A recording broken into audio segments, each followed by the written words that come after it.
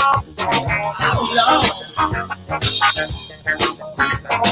Lovers, keep on loving. Believers, keep on believing. Sleepers, just stop sleeping. 'Cause it won't be too long. Oh, no. I'm so glad that he let me try again. It's my last time on earth I'll ever hope and I'll sin. I'm so glad that I know more than I knew then. Gonna keep on trying till I reach my highest ground. Till I reach my highest ground. No one's gonna bring me down. Oh no. Till I reach my highest ground. Would you let nobody bring me down? They'll show me right. God is gonna show you how to cry.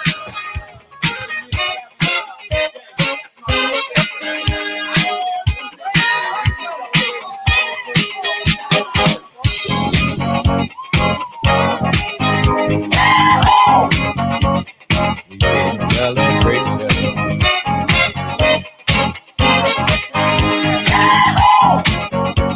This is your celebration. Celebrate good times, come on. Celebrate. Celebrate good times, come on.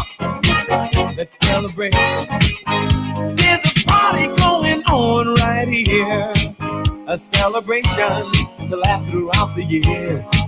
So bring your good times and your laughter too. We gon' celebrate your party with you. Come on now. Celebration. Let's all celebrate and have a good time. Celebration. We gon' celebrate and have a good time. It's time to come together. It's up to you. What's your pleasure? Everyone around the world, come on.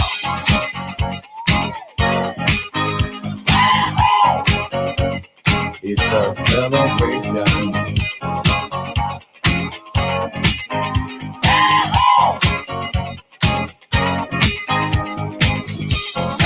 Celebrate good times, come on. It's a celebration. Celebrate good times, come on. Let's celebrate. There's a party going on right here, a dedication to last throughout the years. So bring your good times and your laughter too. We gon' celebrate and party with you. Come on now. Celebration. Let's all celebrate and have a good time. Yeah, yeah. Celebration. We gon' celebrate and have a good time. It's time to come together.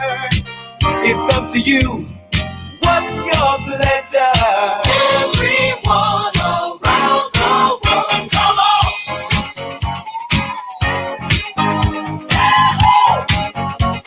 It's a celebration.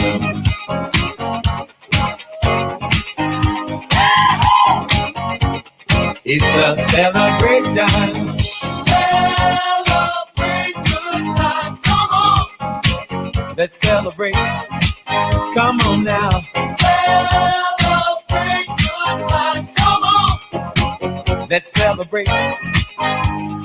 We're gonna have a good time tonight. Let's celebrate. It's alright. We're gonna have a good time tonight. Let's celebrate. It's alright, baby. We're gonna have a good time tonight. celebrate. It's alright. We're gonna have a good time tonight. Let's celebrate. It's alright.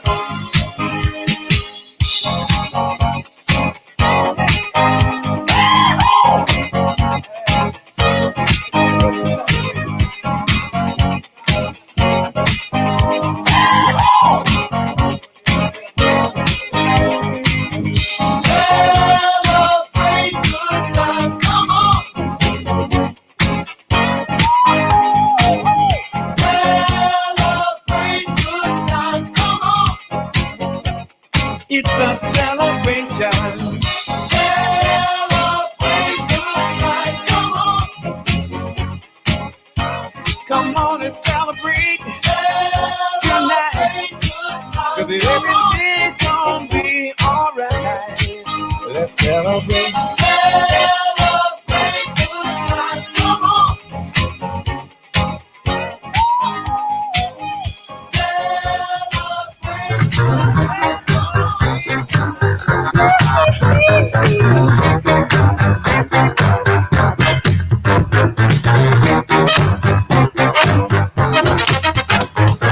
Baby's always dancing and wouldn't be a bad but I don't get no loving, and that's no lie. We spent the night in Frisco at every kind of disco. From that night I kissed our love goodbye. Don't blame it on the sunshine, don't blame it on the moonlight, don't blame it on the good times, blame it on the boogie. Don't blame it on the sunshine, don't blame it on the moonlight, don't blame it on the good times, blame it on the boogie. That nasty boogie bugs me, somehow it has drugged me. Spellbound rhythm gets me on my feet. I changed my life completely. I seen the light and lead me. My baby just can't take her eyes off me.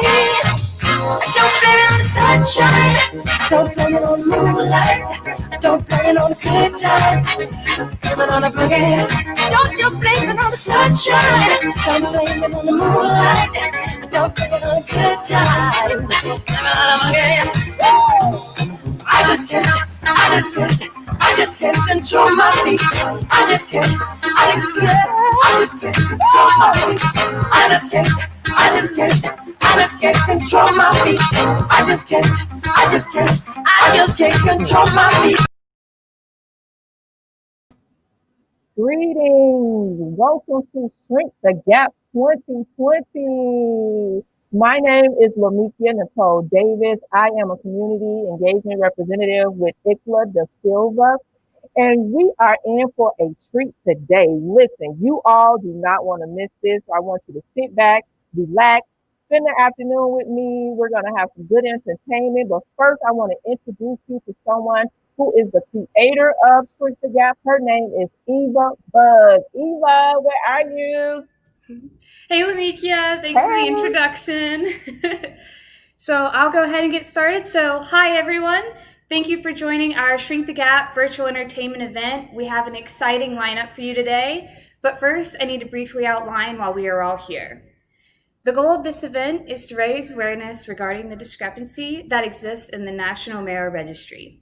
Patients with life-threatening diseases like blood cancer and sickle cell search the Be the Match registry every day to find a donor. A matching stem cell donor is their only cure. The challenge is that there aren't enough people of color included on the registry. A white patient has a 77% chance of finding a matching donor. A Black patient only has a 23% chance of finding that match. A Black patient's chances of not finding a match is the same as a white patient's chance of finding a match. This statistic needs to change. More people of color need to join the registry so that we can increase Black patients, among other minorities, chances of finding a life-saving match. I wanted to contribute to the Black Lives Matter movement in a way that instills change and leaves a positive impact. I would like all people of color to have the same chance as me with finding a match. This event's purpose is to literally shrink the gap and increase everyone's chances of finding a life-saving match. We have a jam-packed virtual event that goes for the next 4.5 hours. By visiting our website at www.shrinkthegap.org, you can take a look at the lineup. You do not have to stay the whole time. You can come and go as you please. We have musicians, we have painters, we have comedians. All the performers are people of color, and this event is to showcase their talents and celebrate those that choose to order a swab kit and join the registry. If at any time you have questions during or after the event, please comment on the stream or email me at bugava@gmail.com. You can also find my information and Lamikia's on our website. To get things started, I'm going to hand things back to Lamikia, who has a very special guest here with us today. Enjoy the show. Lamikia, take it away. Thank you, Eva. Wow, we appreciate you and your vision for this Shrink the Gap event. We have someone who is very special to us. She is none other than Miss Nia Imani Franklin. I'm going to give you a little bit of information about Nia. Nia Imani Franklin is an accomplished composer, singer, music teacher, and mentor. She was crowned Miss America 2019, just 6 years after saving her father's life through a blood stem cell transplant. Her commitment to her community is evidenced through her volunteerism and advocacy for arts, education, and for youth, as well as her work to raise awareness of the need for more diverse people to join the Be the Match registry. Nia founded Compose Her in 2019, an initiative that seeks to empower women in music. As a Black female composer, all right, she understands the need to embrace gender and racial diversity in the world of music and beyond. Welcome, Nia. So much. Hi, how are you? I'm doing well, thank you. Thank you for joining us today. Absolutely, absolutely. So, Nia, I have a few questions for you on today, and we just want to have some dialogue, and you tell us a little bit about yourself, okay? Awesome. So you answered the call to be your father's blood stem cell donor in 2013, correct? Yes, in Wow. 2015, yeah. Wow. He celebrated his 7th year cancer-free. Yay. That is incredible. So please tell us about that experience. Well, he was actually diagnosed in 2011. Okay. It was my freshman year in college, and I was 3 hours away from home. And I came home one day around fall break or Thanksgiving break, and I was told to go to the ICU immediately to see my father. So it was a very intense journey from day one. It didn't kind of start off slow. They didn't necessarily catch anything early. He was fighting for his life, and they weren't even really sure what was wrong at first, but turns out he was diagnosed with non-Hodgkin's lymphoma T cell, which is a form of blood cancer. And after trying chemotherapy time and time again, he just kept relapsing. And so in 2013, the idea of a stem cell came about. Mm-hmm. And while he did not have a match in the pool, the doctors encouraged him to maybe, they said, do you have any children, any siblings? And while my aunt was a match, she was a little older in her 40s. And so they prefer you to be younger. Mm-hmm. And I was 19 at the time. And it seemed like it would, it was a perfect match. And so we tried that procedure out, and now he is no longer suffering with that disease. And like you mentioned, in May actually is when we did the transplant, and he's been 7 years cancer-free ever since. Wow. So can you tell me just a little bit about your experience with being a stem cell donor to your father? Yes. So I did the procedure, which was non-invasive, at the medical center in Durham, North Carolina. And it was very easy. I was, because I was family and they knew me, I think they did a little bit more with me than they may have done with just a anonymous donor or someone that was not in the family. But I was hooked up to a machine for about 2 days, not 2 days straight. It was like 3-4 hours at a time, where they were just taking my blood. Basically, it's kind of just like getting your blood taken. It was, a catheter involved, but it was easy. I mean, I just sat there and I read, I listened to music, I had food. So it was not, I just kind of did whatever. Yeah. Wow. Did you hear that, guys? It was not hard at all. Listen, you can text Shrink the Gap to 61474 right now. If you're deciding that you want to join the registry, text Shrink the Gap to 61474. So you were Miss America 2019. Wow. Congratulations on that. Thank you so much. It was a dream come true, really. And, even though I wasn't someone that did pageants my entire life, I started competing in 2016. And I'm from North Carolina originally, Winston-Salem, North Carolina. And I competed there 2 years, made top 10 both years. So I was just that close. But it just wasn't God's plan for me to win Miss North Carolina. So I actually had aged out of the competition, moved to New York, and they ended up raising the age by 1 year, which was like a miracle. And so I competed again, won Miss New York while living here. And, I was working with Lincoln Center and some other organizations. That was what brought me up here. And then next thing you know, I'm at Miss America and just having the time of my life there, just grateful to be there. And I actually ended up winning. Wow. And you're gorgeous too, honey. Okay. So okay, I got a couple more questions and then we're going to wrap it up. What was the most memorable thing about being Miss America?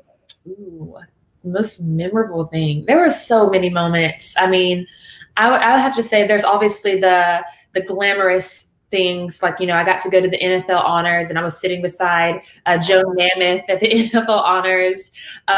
There's so many things. I mean, getting to be on the cover of Essence, the digital cover of Essence, along with my sisters Chesley and Kaylee, when we were for the first time ever, all three of the major titles were held by women of color, by Black women. And so that was incredible. That was historic. But something that really pulls my heartstrings that I'll never forget was honestly my work with Sing for Hope, which is an organization that, they have volunteers that go out and sing at nursing homes and that sort of thing. And they have pianos that they donate all around the world, and especially in New York City. But they allowed me to have a piano donated. And normally they do upright pianos, but they actually were allowed me to choose a hospital that mattered to me the most. And it was actually the medical center where my dad had his stem cell transplant, and we donated a grand piano and had a ceremony and everything to dedicate the piano. And so that really meant a lot to me because I know that piano will touch so many lives. I know that when I was going through that tough time with my father, there was a piano in a different part of the hospital that I went and played, and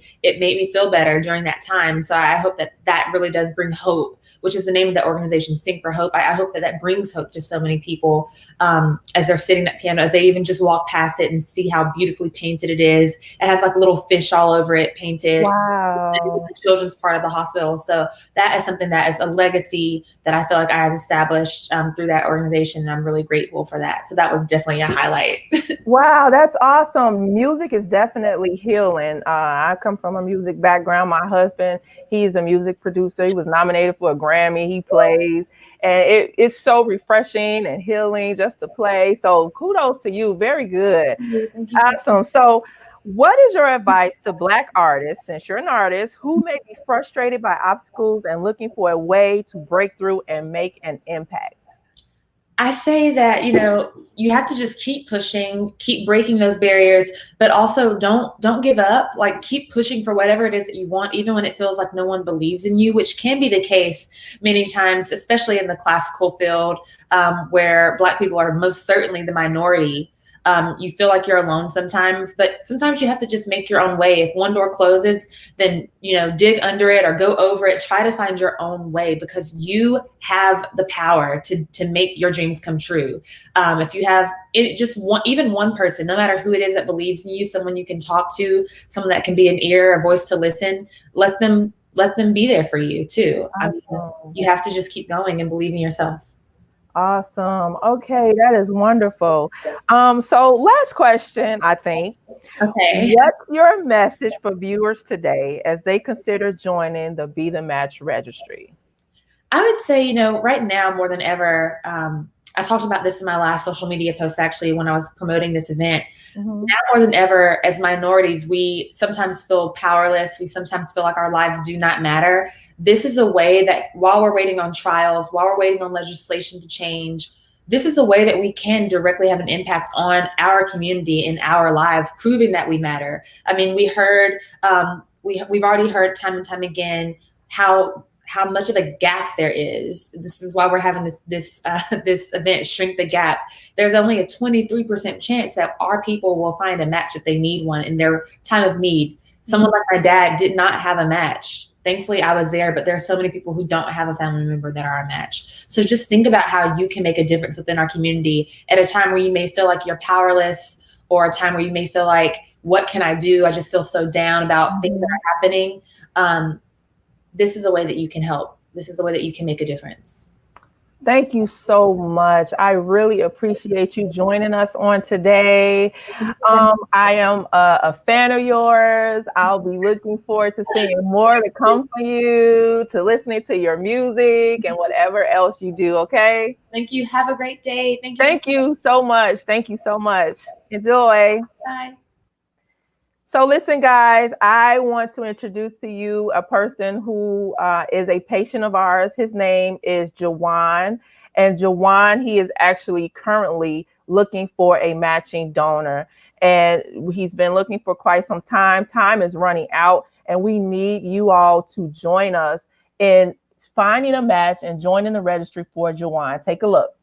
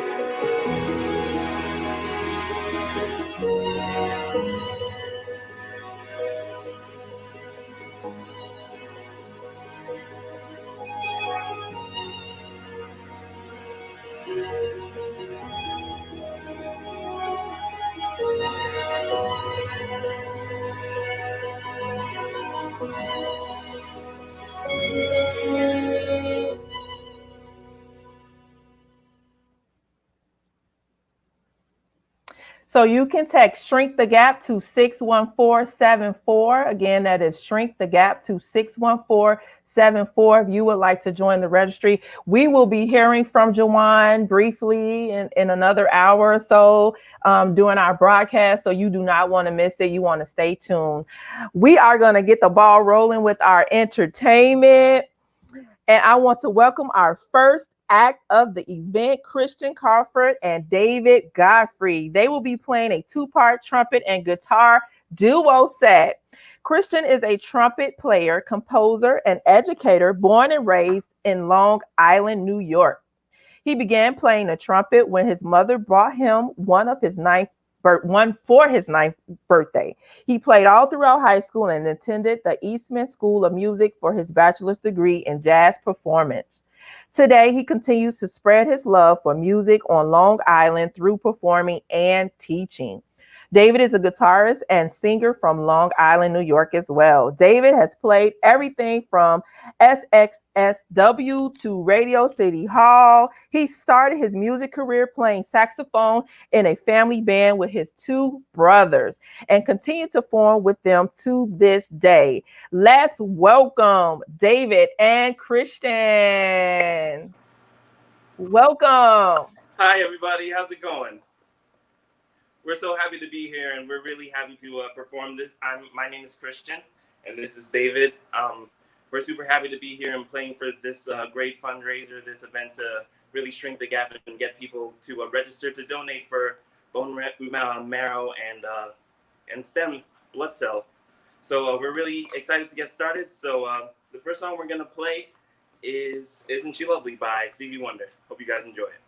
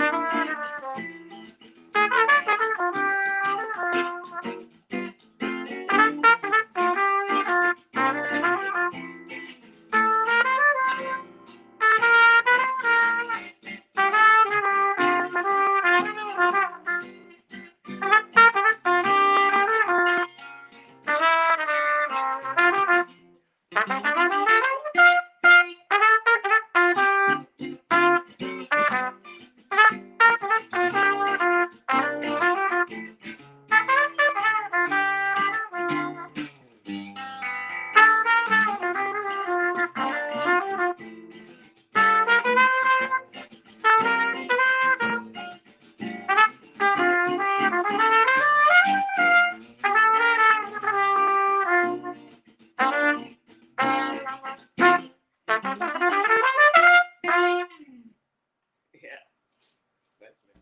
very cool. Thank you so much, everybody. Once again, I'm Christian. This is David. We're going to be playing for a little while. That first song was Isn't She Lovely by Stevie Wonder. This next song we're going to play is actually an original of mine. I think I don't have an initial title for it yet, but we're going to call it Grazing in the Grass. So this is called Grazing in the Grass. Hope you guys enjoy it.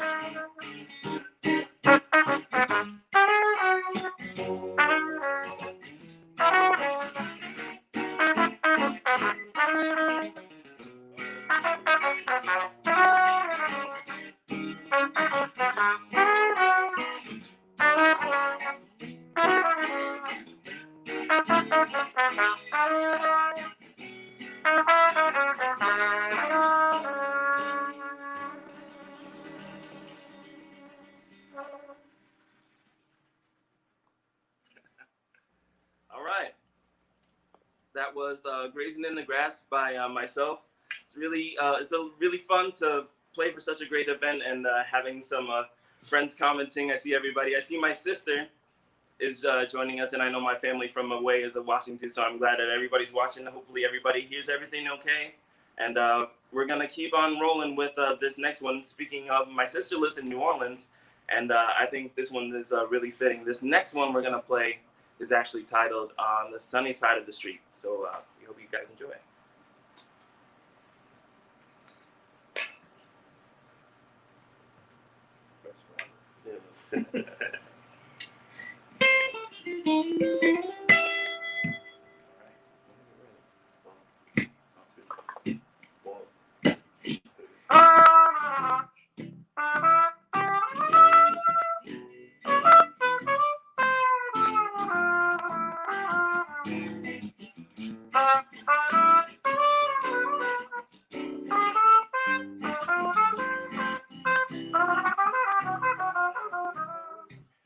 Grab your head, baby.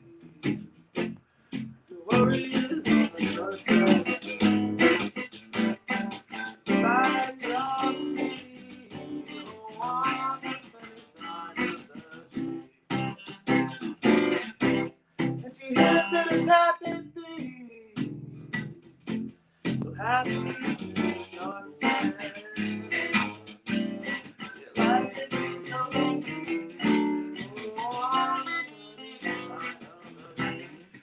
I used to walk in the shade when the moon's on parade. And mama afraid on my road across the road. But never ever had said I get just right the man.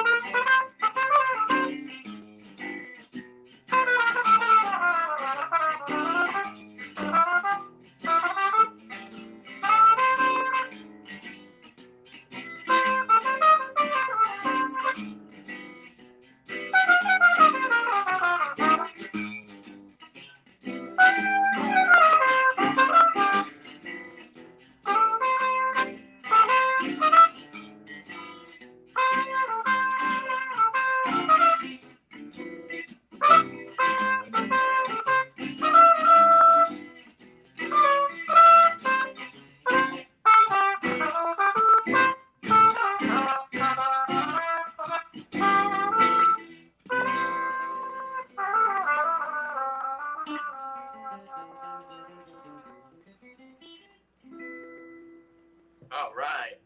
Woo. That was Sunny Side of the Street.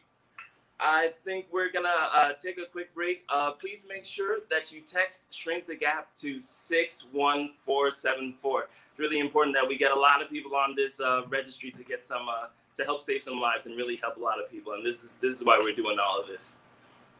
Awesome. Thank you, guys. Thank you. I was over here like, hey now, that's what we want. Doobie-doo bop, bop, bop, bop. Oh, thank you so much. Listen, guys, we are up next. We got another video to show you our friend over. Well, I'm just gonna show you the video. Let's bring in the video, guys, so you can see it, and then I'll tell you more.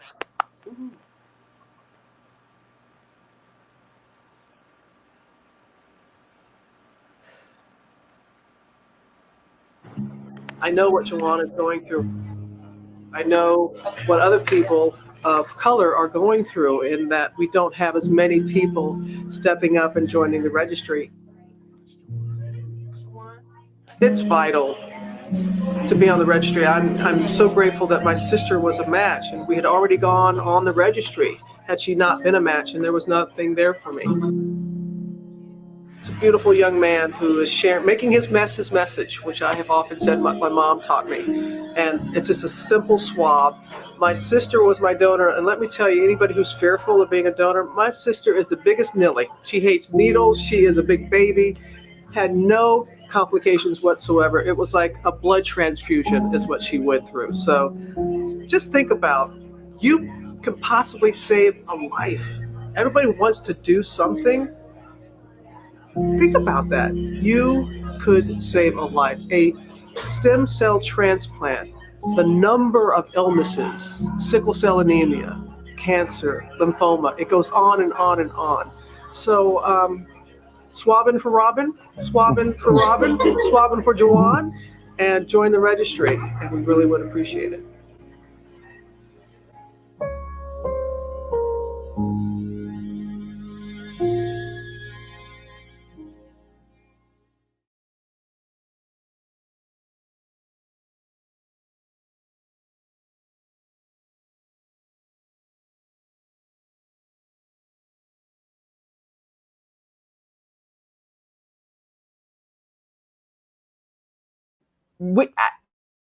I'm sorry, I didn't know I was muted, but I put this hat on just for you guys because Christian and David was doing such a good job. I felt like I was at a set, so I had to go and grab my hat. But I was telling you that Robin Roberts is a friend of Be The Match, and she donated, and it was successful. And so you too can be just like Robin Roberts by texting Shrink the Gap to 61474.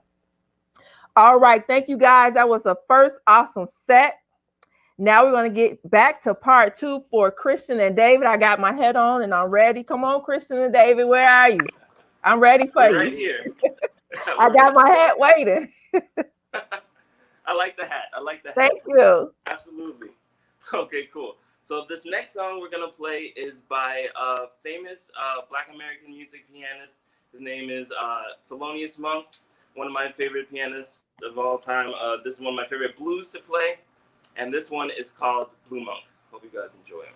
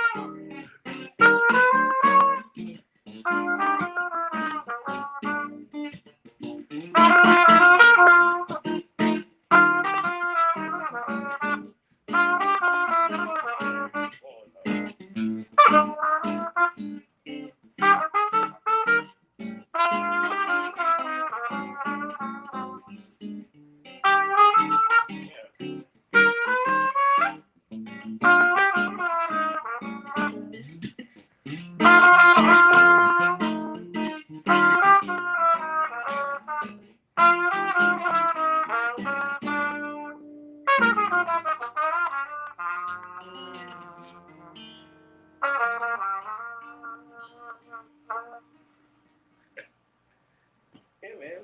Cool. That was Thelonious Monk by that was Thelonious Monk. That was Blue Monk by Thelonious Monk. Once again, my name is Christian Crawford. This is David Godfrey. We're really happy to play, and we're gonna keep on rolling. This next one is John Mayer tune. I don't know if you want to introduce this next one. John Mayer, Waiting on the World to Change. Waiting on the World for the, for the time. But yeah, here we go. Here we go.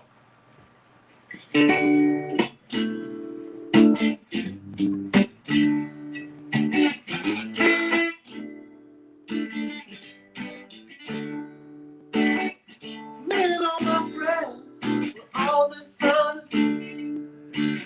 It's serious and nothing else. There's no way we ever did. And we see everything that's going wrong. And the world wants to leave it. We just feel like we don't have the years. We rise above the feeling, so we keep on waiting. Leaning on the ground, keep on waiting. Really know the world can change. It's hard to be the system. Standing at a distance for the waiting. Really know the world can change. Now if we had the power to bring our neighbors home from war, we'd never live through this mess. No more things on the floor. You trust yourself to push. What you get is what you got. When they own the information, oh, they can beg it all they want. That's why we're waiting. So you know the world can change. Keep on waiting. So you know the world can change, yeah. It's not that we don't care. We just know that blood ain't there. That's why we're waiting. So you know the world can change right now.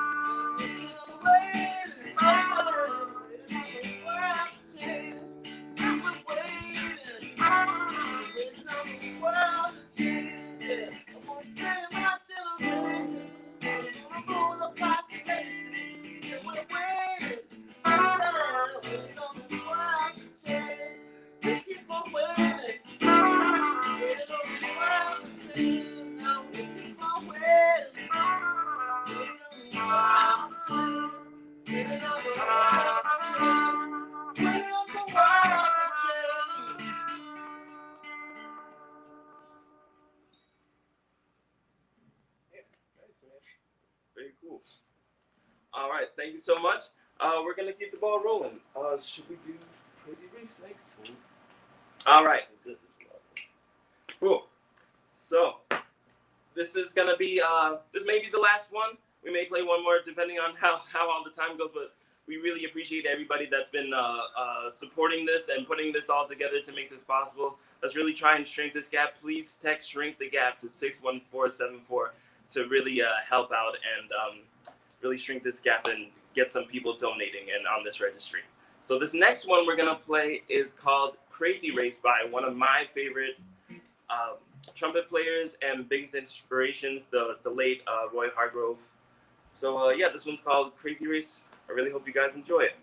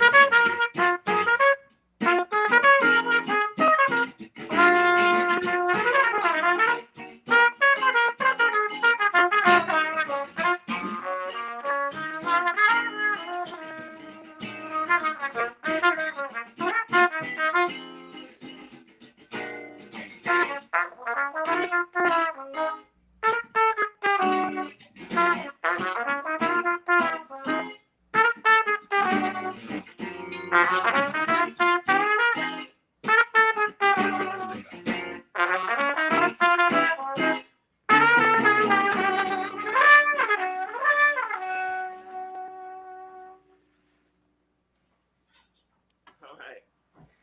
you so much, everybody. I think that's it for us. We're so happy to be here. We're so happy to play.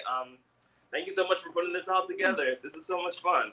Awesome. Thank you, guys. Hand emoji. Hand emoji. That was awesome. Thank you so much for that great performance, Christian and David.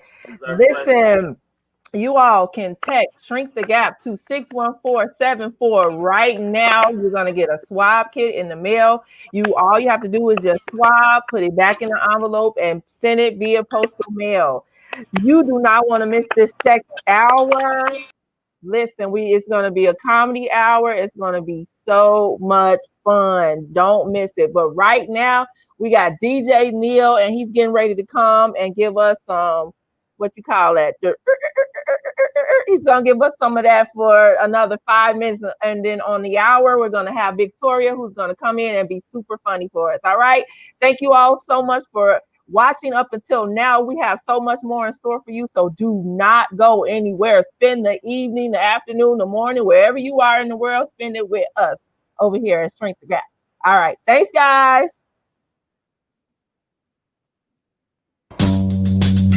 Oh! Shut down! I'm back! I'm back! I'm back!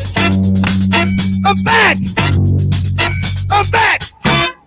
Get up off of that thing and dance to you better.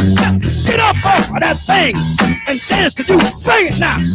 Get up off of that thing and dance to you better. Get up off of that thing and try to release that pressure. Get up off of that thing and shake the juice, feel better. Get up off of that thing and shake the juice. Say it now. Get up off of that thing and shake the juice, feel better. Get up off of that thing and try to release that pressure. Get up off. Good God. So good. Everybody ready? Follow me. Get up off of that thing and shake the juice. Get up off of that thing and shake the juice. Bring it now. Get up off of that thing and shake the juice. You better. Get up off of that thing and try to release that pressure. Get up off of that thing and twist the juice. You better. Get up off of that thing and shake the juice. Sing it now. Get up off of that thing and shake the juice. You better. Get up off of that thing.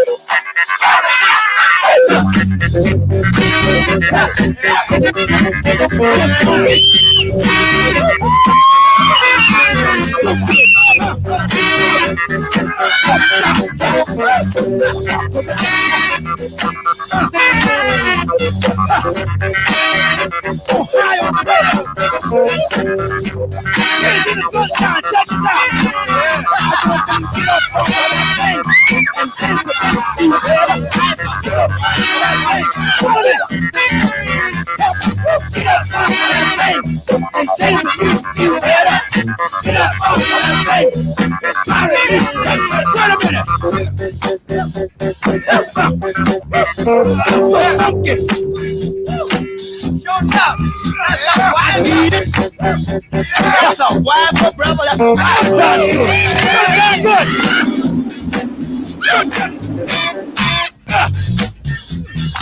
Watch it. Watch it. Watch it. Watch it. You sound good. See how you say something. You did good. You did good. Give it to me.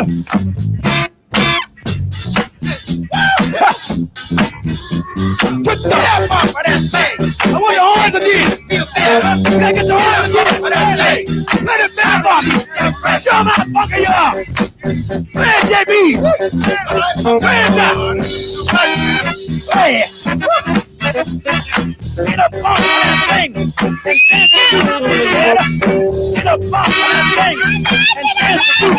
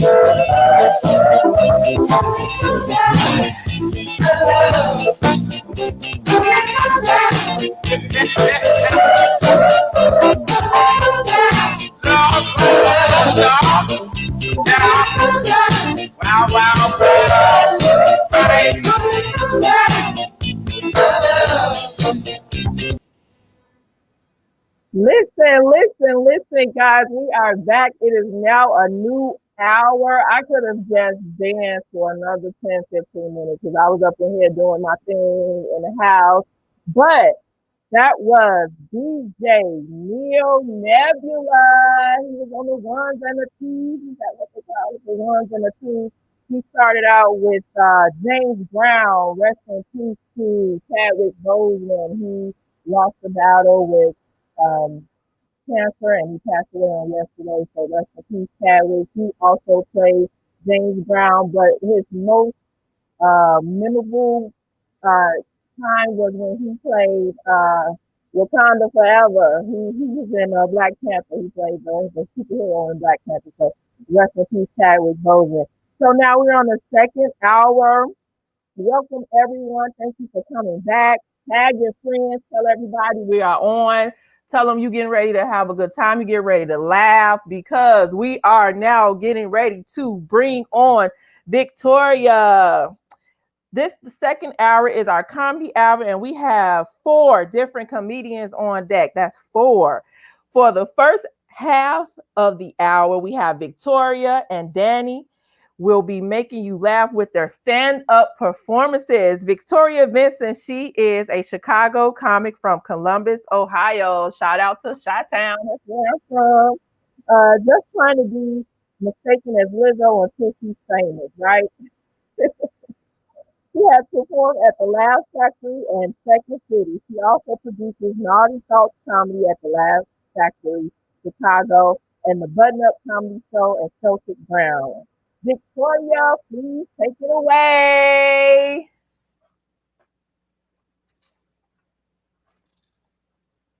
I'll try. I can't hear you, honey. Sorry, I had to unmute myself. I'm so sorry, guys. There you go. There you go. You here. You here. I was just saying, I didn't think this TV box would be in view. I just moved into a new apartment, so I'm very okay.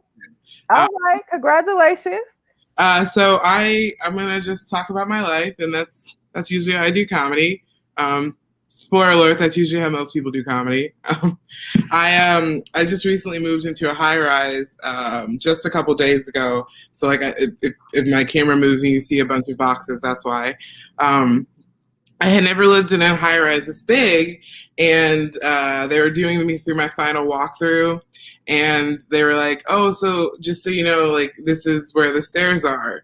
And I was like, and I live on the 30th floor, so I was like, well, I'm never gonna use those. And then I was thinking, well, if there's a fire, I was like, you know what? I'll probably just go down with this ship. Like the Titanic, the guy's playing the violin. I'm just gonna go right down with the ship. It's not even gonna be a thing. 30 flights of stairs is a lot to me, and pretty much everyone, but mostly to me.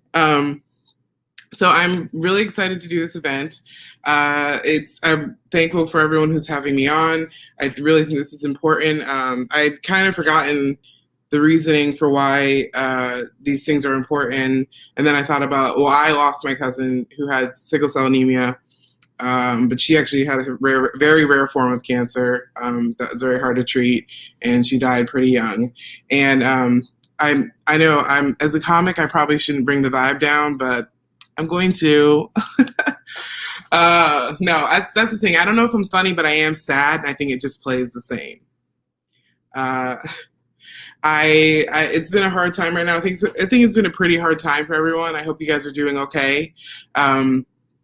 I rage listen to Hamilton a lot. I think that that's the healthiest thing to do. Is just like really rage out to my shot all the time. It's been interesting. It's been an interesting transition with all this health stuff that's been going on with the pandemic, with COVID, and it's nice to see people wearing masks and everything every so often, not always, and to see people social distancing, especially when I'm walking down the street in my neighborhood. I like to see people are crossing the street because of social distancing and not what they're usually crossing the street for, which is just racism. So. No, it's interesting. I live in a neighborhood that is predominantly wealthier white people, which is okay. You know, that's all fine. Sometimes I get weird interactions in my own building. Like, I swear this guy, my next door neighbor, thinks I'm going to rob him. But at the same time, like, I know I have nicer things than you, Brad, so it's not going to happen. I work. It's been a weird time for me. I work in medicine. I would say the only thing sadder than working in medicine is doing stand-up comedy, and I do those both averagely. But I do. I've been working in medicine a lot, and I work with cancer patients. And I was, talking to my patient the other day, and he looked over at me and he said, you should smile more. And I was like, well, but how would you know? Because, the mask. That one was a corny joke, and that was for the nerds, me. So I do work in medicine. Like I said, it's hard to bring the vibe down when you work with sick patients, but I do it. So there's always that. I wouldn't consider myself mentally stable. I do put together dollhouse furniture for fun, but just the furniture, not the house itself. I'm not a psychopath. Okay. Dollhouse furniture is definitely my coolest thing that I've done during quarantine. And I wish it was cooler to talk about. I also don't think I was mentally stable because I used to read and write Good Charlotte fan fiction till the age of like 26, which was just like last year. Good Charlotte, it's its own thing. Okay, I know not everyone loves them, but Good Charlotte's amazing. If I could say my ideal Saturday night, it would be listening to Good Charlotte and playing The Sims for 48 hours to forget that the world exists. Here's the thing. I'm a rich kid, and that surprises people because you guys are racist, but I am a rich kid. And let me tell you something. You can be Black and privileged and still amount to nothing.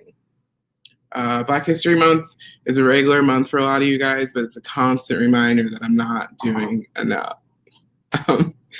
I did grow up Black and privileged, and honestly though, I would say my dad's a bit of a player because he played his own kids, because I didn't know surgeons were wealthy. Like a good time to me was like Cracker Barrel, and that's fine. Like, it's okay. There's no issue with it. But I did grow up with other rich kids. We were like, I did grow up with other Black rich kids. We were like the X-Men, except our only weaknesses were microaggressions in our hair. And I was like, you know what? I figured 27 is a good age to stop disappointing my parents. So I am applying to med school. And what I'm realizing is that I used to think I was just playing dumb, but now I think I might actually just be dumb.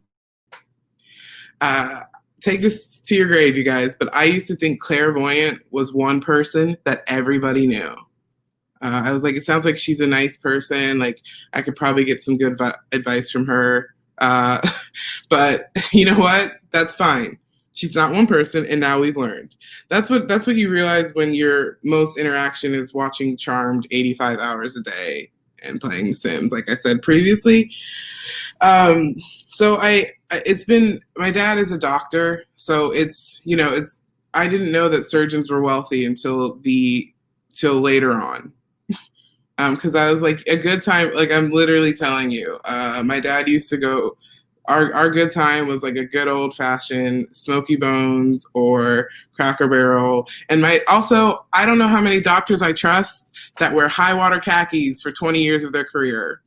Okay? Know your facts. I'm just kidding. He's a pretty good doctor. And that's the good part of it. it's been a really hard time for Black people and for this world. And I think that this is another thing that people don't realize is the disparities we see in medicine. I see it every day. It's really difficult to see and to watch. And I know this is like a new awakening for other cultures about the struggles that we face as African Americans. And everyone's been trying to be very proactive. They've been watching these movies like 12 Years a Slave, and, they watch 13, they watch all these, When They See Us. But I don't think I can handle those things because I could barely handle the That's So Raven episode about race. So I don't think I'm equipped to handle those things. Okay? I like to stay in my world of Lisa Frank and serial killers and Hamilton, and that's it. Everything else does not even, it doesn't even exist to me. I have been trying to date a little bit more in pandemic. That's not a great time, but I'm not very good at these things. And dating during the pandemic is, it's playing checkers with a guy via text message for 30 days. Now, let me tell you about that. I stopped playing him because I was losing. We could have had a great thing going, but then I started losing, and I was like, this isn't worth it for me. Okay? I was like, whatever we had is gone. It was lost with you beating me in checkers. I don't know where you thought that was smart, but you don't do that. And dating, it's just this one thing that I think we all face difficulties with. I get a lot of weird messages. This is family friendly, so I'm not going to go into all those things. But I will say that I did read an article that said that dating is it's statistically more likely to make you gain weight. So you're more likely to gain. Oh, here, Jordan's a checker guy.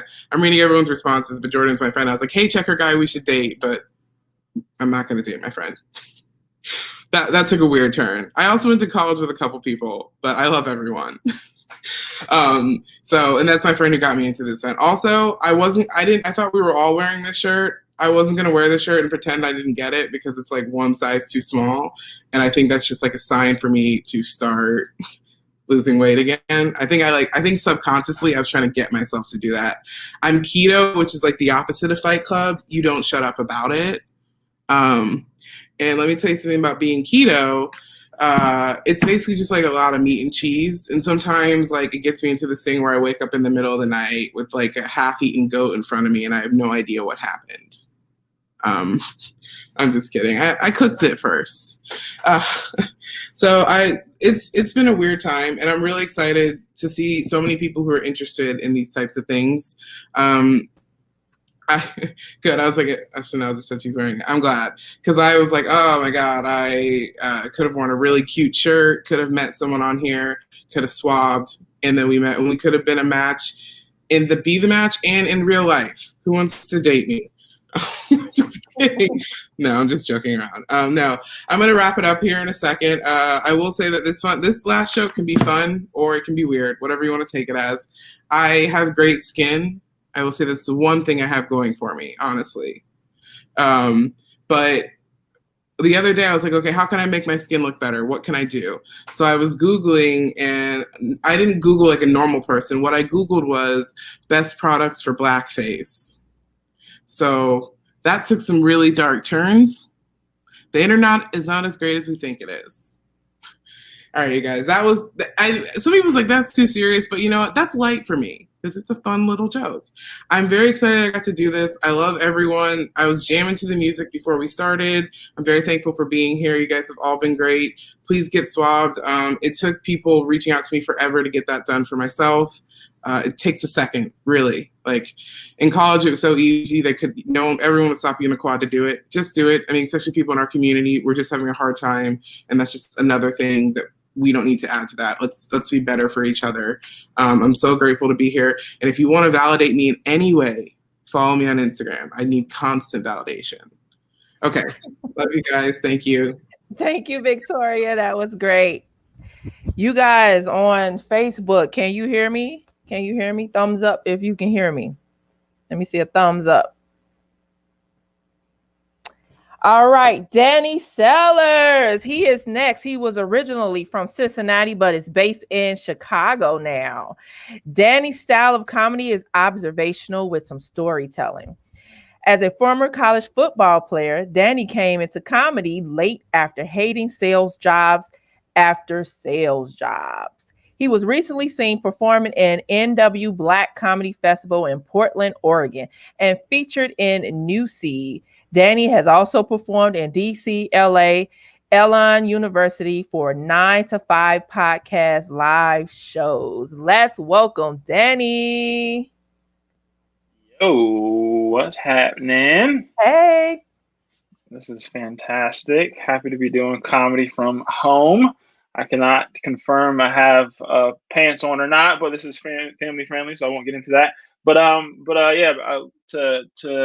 the point of my backstory, I'm unemployed, so make some comments or whatever if you're still unemployed, because I am the MVP of unemployment. Nobody's done unemployment as good as I have. Okay, I guarantee it. Like I'm the best unemployed person by far. Like multiple naps. I can nap anywhere now. I can nap in the front porch, back porch, garage. I'm really good at this. Like for breakfast, I just have like Pop-Tarts and like whiskey. This is fantastic. I love being unemployed. But no, I'm starting to interview now, and I hate interviewing.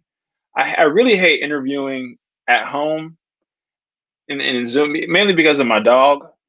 So I'm on these Zoom calls, and Victoria kind of alluded to some of this, but for all the white people listening, us Black folk, we have something we call our work voice. Okay. So I'm on these Zoom calls, saying awesome every 5 seconds and talking about hummus and hiking and quinoa and stuff. And my dog is watching me the whole time.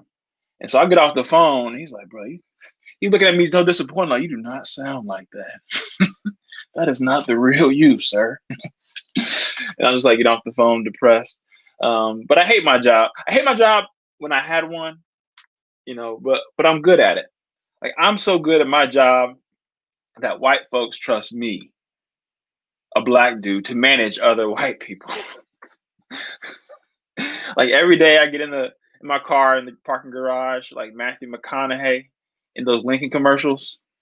It's like, wow. They have no idea. All the shit I said today, I just made it up. No, but no. Is something wrong? Oh. No, I typically work in technology, and a lot of people call those people, tech bros. I'm not a tech bro. I'm a tech brother.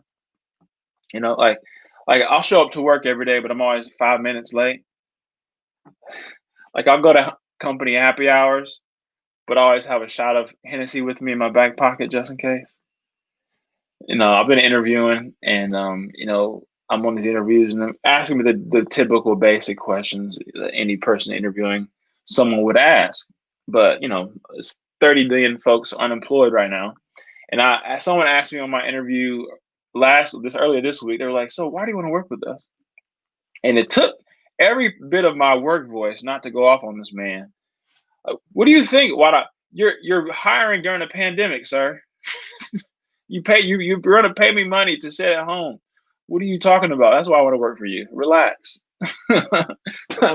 Yeah, if you are hiring, I'll probably come work for you guys too. If you're commenting. But no, I'm tired I'm excited, and I'm looking forward to being around people in person. Zoom comedy, it's great. We're doing this for a great cause. I'm with it all day long. But I need to be able to see people's faces and families' faces. And the worst and the hardest thing about Zoom, I'm tired of doing Zoom meetings with Black family members. Okay, doing Zoom meetings with Black family members is like organizing the Million Man March. It's so hard to do. It's the hardest thing I've ever done in my life. Like, you on the Zoom, it's 15 of y'all. You got one auntie, she don't know where the mute button is. She keeps talking, but you don't know what she's saying. You got another uncle.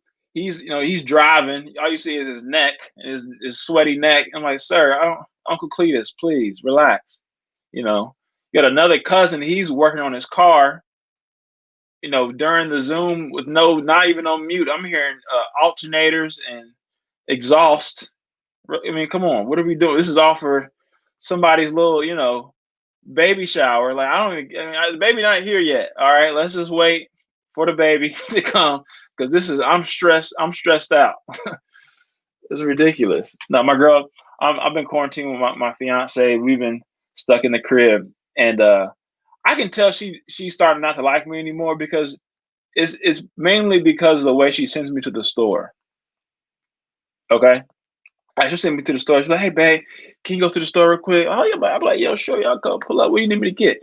"I need you to get motor oil, rubies, and siding for the house, please. And they all should be go to the skate shop down the street. Everything should be at that one spot. And grapes, get some grapes too." It's like, man, these are all 5 very random things. Like, can you get some Cambodian breast milk, please? Yes, it should be at Sears. I'm gone from the house for 12 hours trying to find, whatever, brake pads at Taco Bell. What else? I haven't worn jeans in 6 months. If you've worn jeans during this quarantine, you're a serial killer. I refuse to put on jeans. Thank you for people for commenting. And no one told me my breasts felt like this. Okay, I'm offered masks. No one told me I was walking around like this. I leave Trader Joe's furious. Not because I have to wear a mask, because no one told me my breath smelled like this. This is ridiculous. All right, what else? The post office. I guess we're getting rid of the post office now. We're treating the post office like a startup on Shark Tank. What is it? What happened to this? Is the post office? The post office? We just gonna get rid of the post office? I hate my job, but no one hates their job more than the black ladies at the post office. They don't give a damn. The black ladies at the post office don't give a damn. They'll talk crap about you in front of your face to the dude moving boxes in the back. Hey, black, I can't stand when these dudes with these skinny jeans don't come last minute. Put your card in, baby. Anywho. And the dude in the back smoking cigarettes. Like, sir, y'all don't want your cigarette smoke on my Amazon box. Relax. Last couple of week jokes I have. Is Donald Trump a snitch? Like, all his friends are going to jail and he's still in office. Not to get too political, but if America was a episode or a season of The Wire, they would have killed Donald Trump off a long time ago. It's the election's coming up, and I'm seeing a lot of people with Trump stickers and things like that. I don't know. This is gonna get touchy, but I'm sorry, guys. How racist do you have to be to have a Trump sticker on the back of your car? Okay, like for me, let me explain. So, like, Obama was great. Obama did a lot for black people. He gave us hope. He was something to look forward to for a black person in America. A young black man especially. But I'm never putting Barack Obama's permanent sticker on the back of my Jeep. Maybe if he paid my car note, Obama, he could get a sticker. But at best, he's getting a window sticker in the front. Very removable. And last little week joke I have, or that 2 more real quick. And Kamala, VP, fantastic black woman, potentially be first ever black woman VP of the United States. That's dope. Does anyone ever realize or think about where the vice president lives? Like, we know presidents in the White House, and potentially Joe Biden in the White House. If the VPs have to choose wherever they want to live, I feel like Kamala will have a nice auntie condo in DC. Like one of them kind of auntie condos where you come in and she has all the great cable channels, but no groceries in the fridge. Like, you can come over when you're kids, but you got to be quiet by 8:30 because you don't really like kids like that. Last joke I have, real quick. What if we still have segregation? Just imagine how much better school lunches would be for black people. All right, y'all. That's it. My name is Danny. Text 61474 to shrink. I'm sorry. Yeah, shrink the gap to 61474. Peace. Thank you, Danny. I have a work voice too, but I'm not gonna display my work voice because my coworkers are watching, so I don't want them to know when I'm switching up. Thank you. Thank you Monday so to Friday. much. All right. So guys, we have some Be the Match content right now. Take a look.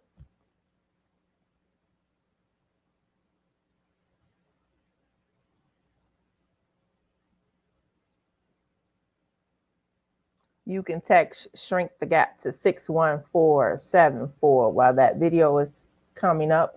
You can text Shrink the Gap to 61474. We got two more comedians coming up. It's going to be awesome.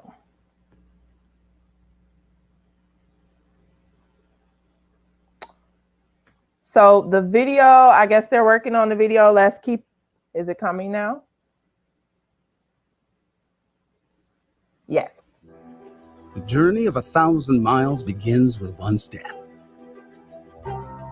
Every day, we have a choice. All in, or all out. There is no halfway. Forget all the reasons why you can't, and believe the one reason why you can. Everyone has a role to play. We're one team with one purpose. Every patient deserves a chance to survive. One person makes the difference. We need everyone working together to achieve this goal, to cross the finish line. Every moment is an opportunity to save a life. Everyone must come together. We're not here by mistake. Everyone we meet is put in our path for a purpose. Every one of us plays a life-saving role. Everyone. Everyone. Everyone for everyone.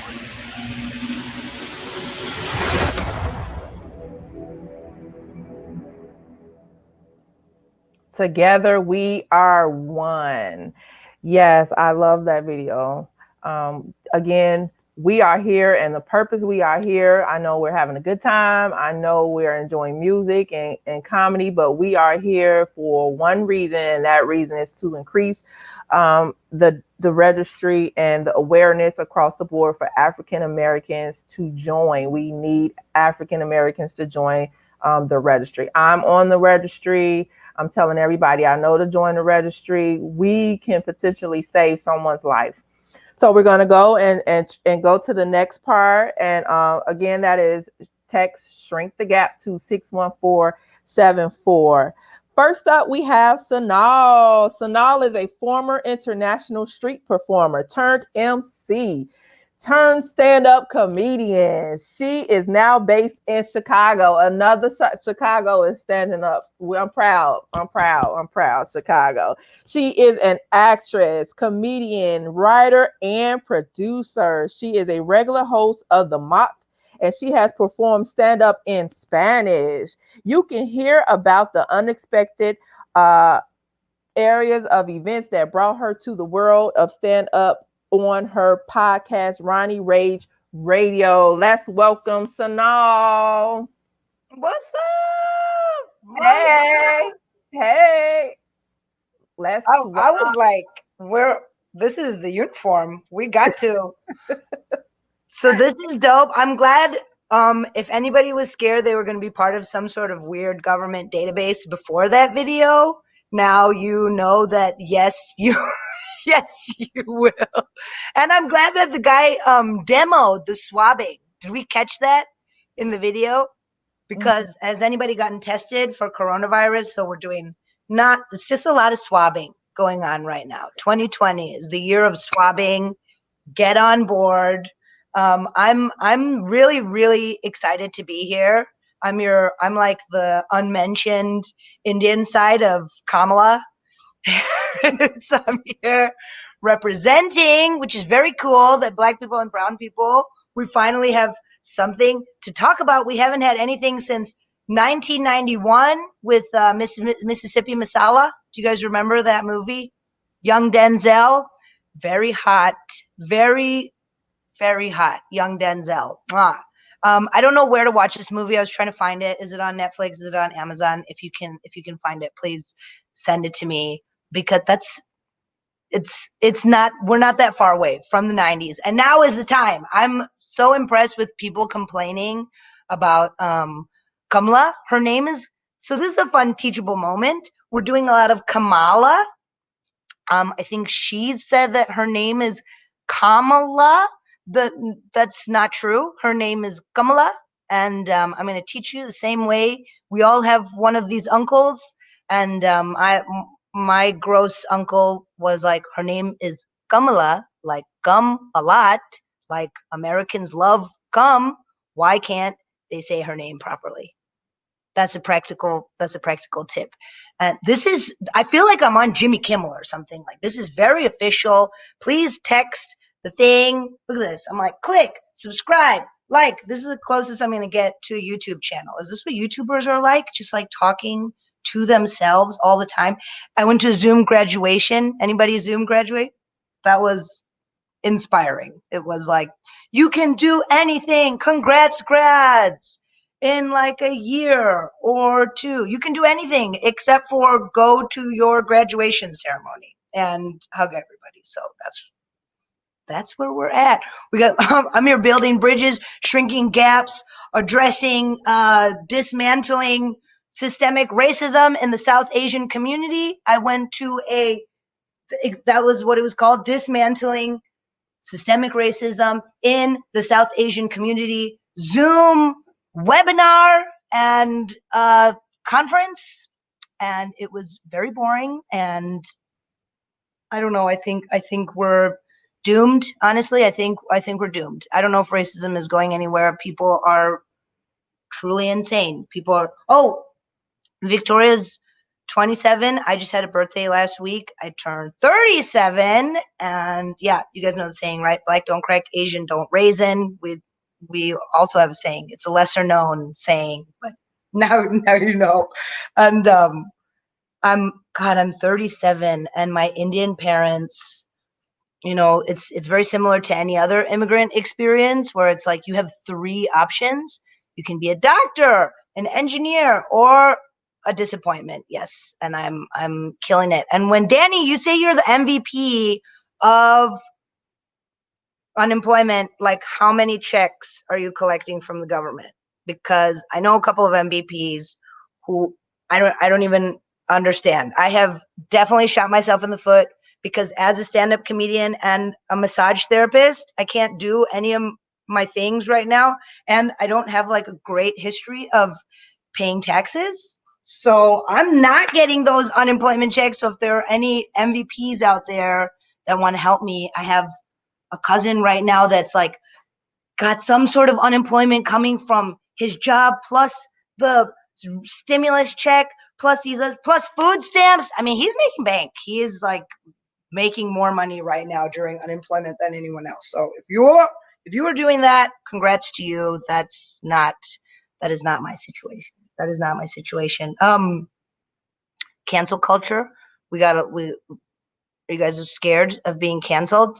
It's out of control. I heard somebody call someone a muggle, and then somebody else said, oh, you can't say that because J.K. Rowling is transphobic. And I was like, I think anybody using the word muggle in a normal conversation is fair game to be canceled, right?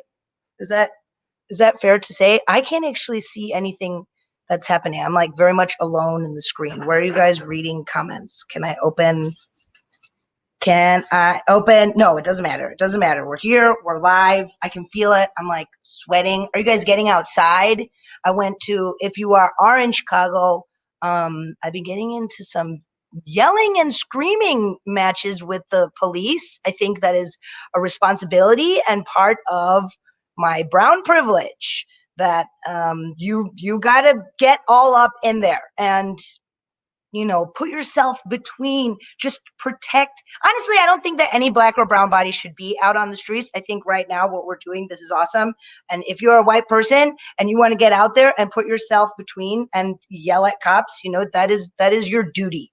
right now. That is your duty. And if you want an example, I had my birthday at a place called Promontory Point in Chicago. Very beautiful. On the south side, you can bring firewood. You can build a fire next to the lake, and then you can swim in the lake. And a couple of friends of mine, white friends, they were having issues getting in because it was late, and the cops didn't want to let them in. And my friend Tucker, that's a real name.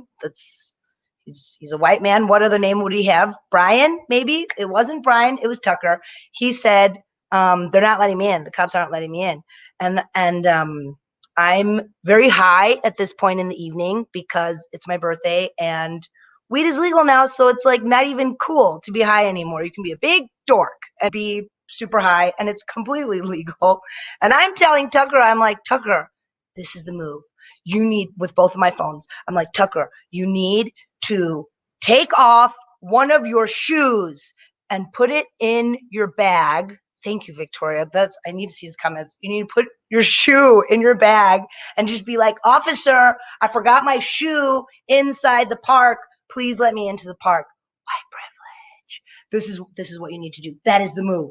And see, the thing about white people, they get really upset when you talk about their white privilege because they're like, what are you talking about? Where's my BMW if I have so much white privilege? And it's like, no, relax. Just, an entitlement, also even the entitlement to have this, to be so upset, like, oh my God, they're not going to let me into the park. Who do I tweet at? I'm like, okay, bro, chill. Put your shoe in your pocket. This is the move. You're going to get inside. He didn't want to do the shoe in his pocket. So instead, he told the truth to these cops. And he's like, listen, it's my friend's birthday and I made cupcakes for her birthday. And the cops were like, show us the cupcakes. And then he pulls out the cupcakes and they're like, oh, okay, little white fella, you're fine. Come here. And then they actually pat him on the head. No, they didn't do that, but that's happening now in the version of the story I'm telling. And they said, go on in and enjoy your birthday. And then he's actually coming in and he calls me like 2 minutes later and he's like, I'm in. I'm like, what happened? Did you do the shoe thing? Did you say you forgot your shoe? I got shoes for you in here if you need to borrow shoes. And he's like, no, I told them that I had cupcakes and they did ask to see the cupcakes, but I showed them the cupcakes. I'm like, white privilege. And he's like, yeah, you were right. White privilege. So that's these are teachable moments. Her name is Kamala, not Kamala.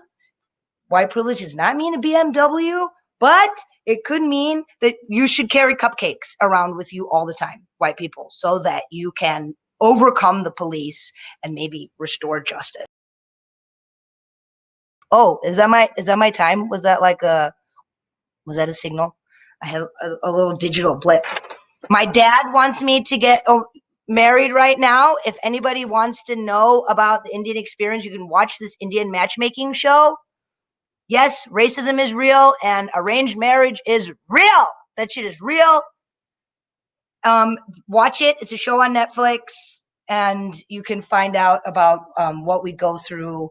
And my dad right now is like, you should find a husband because a pandemic means that everyone's at home. So it's a great time to find a husband. I'm like, Dad, how would that even work?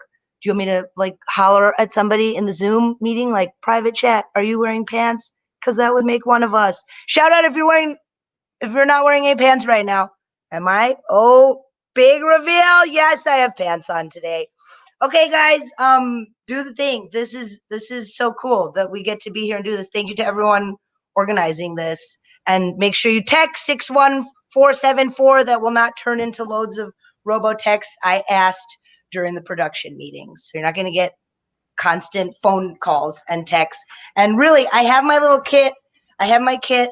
Now that I saw the video, I'm going to swab and send it in. And I hope I save a life. That would be really an upswing on this whole 2020 year. Ooh, it's been a rough year. So thank you everyone for being here and doing this. This is awesome.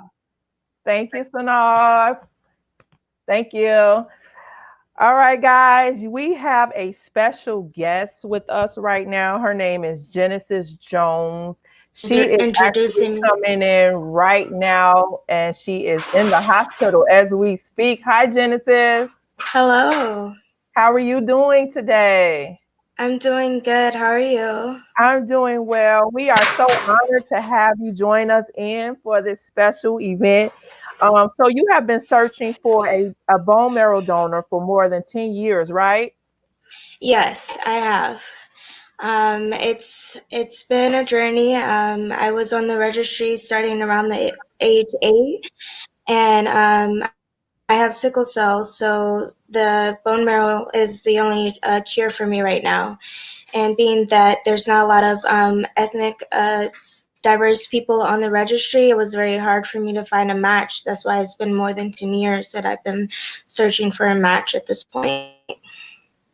Wow, wow. So thank you for coming in today with us. What message can you give everyone, especially the Black and African American community, about the importance of joining the Beat and Match registry as a potential donor? Well, I just want to say that there is a huge importance to join the registry, especially for diverse backgrounds, being that there's not a lot of people on the registry. And for me, I have that soul experience, being that growing up, I was in and out of the hospital, and I was looking for a match, but I was not able to get one due to the lack of donors on the registry that were African American. Now, being that I was not able to find a match, I had to go into another trial that is no longer I'm going through right now. But I want other sickle cell warriors and other people of other cancers to have the opportunity that I did not have, to have that full match. And that only works if you join the registry and diversify the registry. Thank you so much. Thank you so much, Genesis. Is there anything you want the people listening to know? Is it something you want to say before you leave us today? I just want to say that going through the experience that I'm going through right now, through the transplant, and knowing that there's a lot of people still searching, that my heart just goes out for people that need to join the registry. I'm so passionate about it, and I know that there's only 4% of Black people in the registry out of 20 million.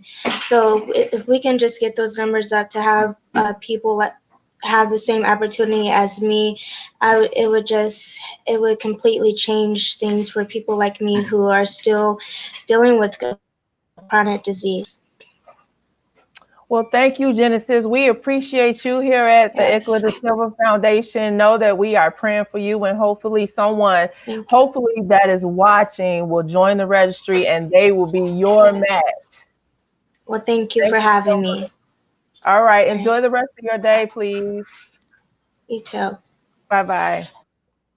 So guys, if you decide to join the registry, what you're going to do is you're going to receive an envelope in the mail, and it's going to look like this, right? And it's going to have inside, it's going to look like this, all right? And it's going to have a little swab inside. You're going to open it up, and it comes sealed. It's not going to be open, in case you're thinking, like, is it open? Did they put something on it?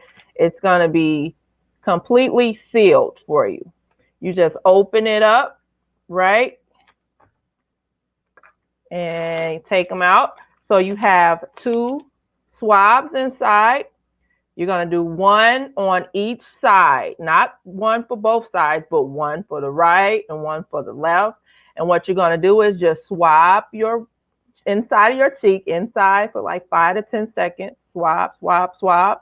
And then you're going to take this adhesive off right here, stick it on and stick it inside. And you're going to take the other one, swab the other cheek on the inside, not the outside, the inside.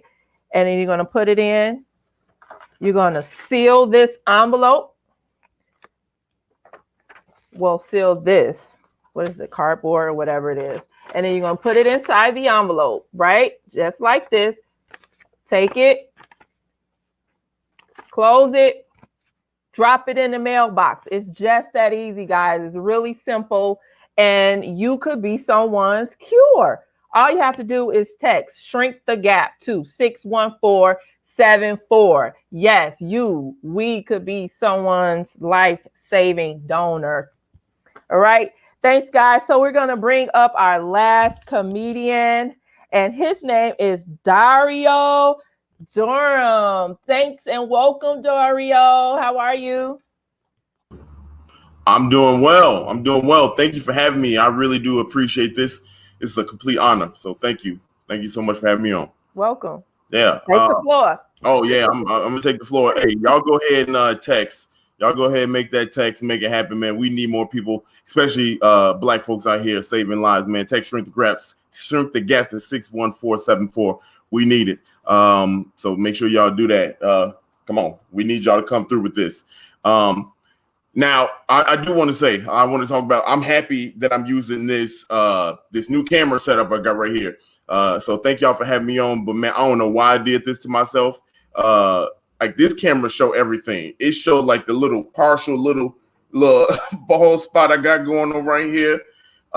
You can see. And what I'm really embarrassed, I'm not embarrassed because I live with it, but like you could really see how lazy this eye is. And like that's the part that's really frustrating. Like I believe the eye doctor, when he told me that, you know, you got astigmatism and your eye lazy, just a fancy way of calling me cockeyed. But it's really shocking to see. You know what's really bad about being this close to the camera, have a camera this good? I can't even be shocked. My eye's still gonna be lazy, y'all. Like, if I go like this eye right here is like, nah, son, we taking this one off. You know what I mean? like I can't even, how you gonna be shocked on one side of your face and just nonchalant on the other? Like that's I don't know why. I'm never using this camera again, man. I'm taking it back. Man, hey, did y'all know that Serena Williams' kid was the youngest owner of a sports team ever in history? Did you know that? I don't know if y'all knew that. It's a random stack. I watch a lot of sports. But the only thing I heard when I heard that was Black people will put bills in their kid's name no matter what. It don't even matter. It don't even matter, man. Like you put a whole sports team in your shorty's name, man. I'm from Chicago, man. I couldn't imagine waking up one day and have a collection note as soon as I turn 18 talking about, you know what? The Bulls can't play if you don't put something on it. I'd be like, look, fine. You know what? These brothers can play at the park right outside. We play 21. I don't know what to tell you. Like that's just go ahead, take that L. Ladies, we got ladies out here watching. I know we do. We got a lot of ladies watching here. Proud to have you, but I want to talk to y'all real quick. When y'all in an argument with y'all man, when y'all in the argument with your partner, let's stop calling the PlayStation a Nintendo. Okay, let's stop doing that. Y'all be in the heat of the battle and y'all be saying whatever, blah blah blah blah blah, and then you just want to be like, you know, you playing your little Nintendo with your boys. Now, first of all, now you got my attention because you trying to. That's a microaggression. Okay, you know that's not no Nintendo. We play 2K on grown people stuff. Stop it. Nintendo's for kids. Y'all, that's frustrating, man. That's really frustrating. Y'all need to come on, stop that. Fight fair in the argument. You know what I mean? Like, come on, Madden just came out. We ain't playing it on the Nintendo. Microaggressions. Y'all know how to hit us below the belt. I promise you. We talking about bone marrow, right? We talk about bone marrow, and I want to talk about it, and I want to tell the honest truth about at least why my Black family really don't participate in. We should participate because I tried to, you know, once I was part of this, I pitched it to them. But then I'm gonna tell you how it went. But first of all, bone marrow reminded me that it's still people out there in 2020 that spell tomorrow with an A. Like that's dumb. I mean, it's not tomorrow. You know, it's come on, man. Like we learned this a long time ago. I mean, like when did, and here's the worst part about that is that these phones are smartphones. They got autocorrect. So you know what that means? That means you so stupid that you autocorrect the autocorrect because you think you smarter than the computer. That is beyond me. These grown folks be talking about, man, me and my homies, we gonna be out in these streets tomorrow. What? Boy, if you don't get back in the house and read a book, you know what I mean? Like, if you don't read a Hooked on Phonics real quick, I promise. Like, I don't know why I get so passionate about that. Like, if people be on there, you lose the whole conversation when you be on Facebook trying to spill your tea, and I see that A pop up. Boy, I tell you. Anyway, back to the bone marrow. Let me tell you, this is true, man. This is my family, man. Why we ain't get tested, okay? And y'all can laugh if you want to. I love my family regardless. This is what happened. So I was telling them, I was like, look, you need to get tested. This is what it's for. It's going to cure a lot of things, and the wait is long. And this is what I'm not going to say which family member.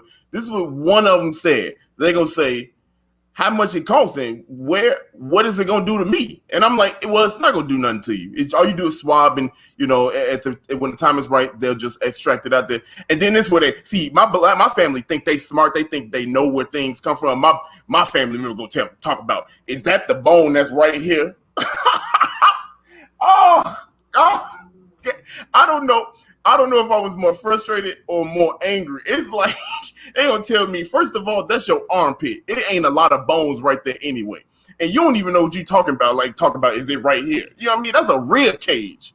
That's a rib cage. Bone marrow is inside the bone. And that was a whole other story trying to explain it to them. I didn't even want to get into that. They was like, so how they go inside the bone if you up standing up or something? I'm like, it was really ridiculous. And this is what black people like to do when they don't want to help you out immediately.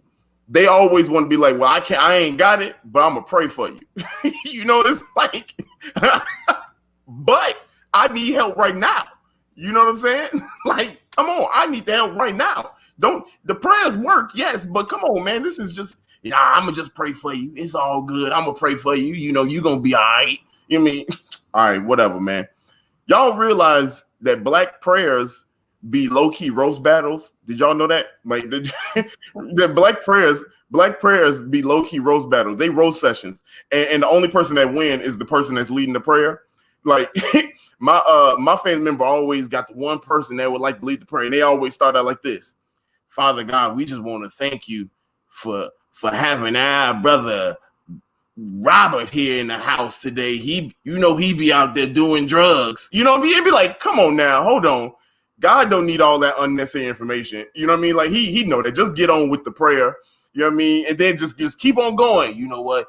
And then we wanna send a big one to our sister. You know, she ain't really got no home. She stay over there in that Section 8 little thing. They only last for long. You know, come on, man. Stop it. Stop these low-key disses in the prayers, man. That ain't a fair fight, because now you about to make me act up in front of God. God, listen to this. You know what I mean? Like, what is God up there doing? He up here sitting there like, yeah, you know, he do be selling drugs, you know. So I mean, like, no, come on, God don't want to hear that. You know what I mean? Like, come on, that ain't fair. It's one time my auntie, she got into the prayer so good. Like, she was like really into this prayer, right? And like, she got dentures. So she was like, I want to thank you, God. You know, and when she said, thank you, boy, her teeth shot out. You know, like the little chatter teeth that you wind up, that just be doing that with the walking feet. You know what I mean? Like, that's what her stuff looked like. And the crazy part is she meant that prayer, because she caught them with her gums. And so the teeth was hanging out like this. And she was trying to finish the prayer like this. And you was like, come on, man.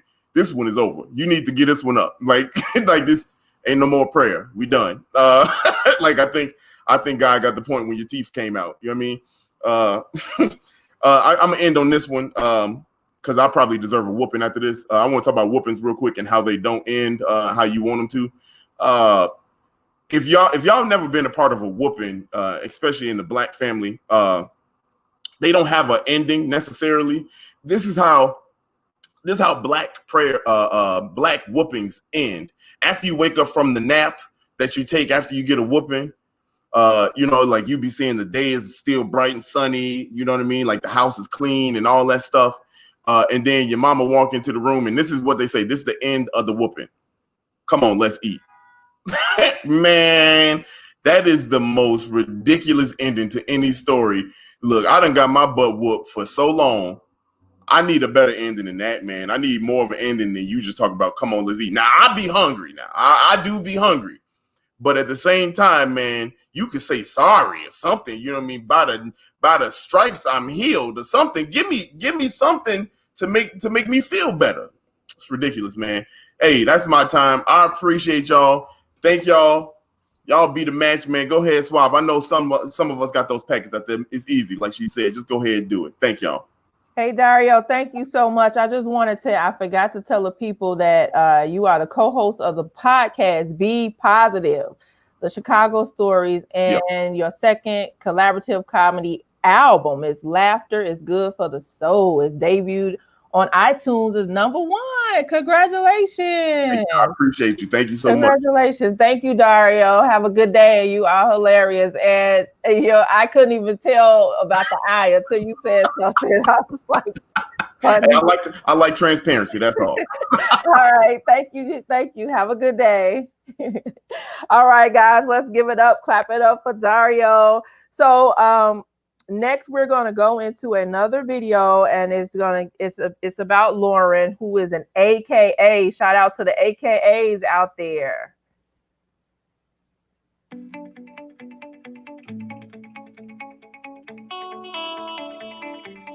One of the main reasons I did decide to join the registry is because the lack of African American representation on the registry. It's our responsibility to register because, a lot of times we're given the shorthand in life, period. But this is something that we can control. Just like voting, you can do this.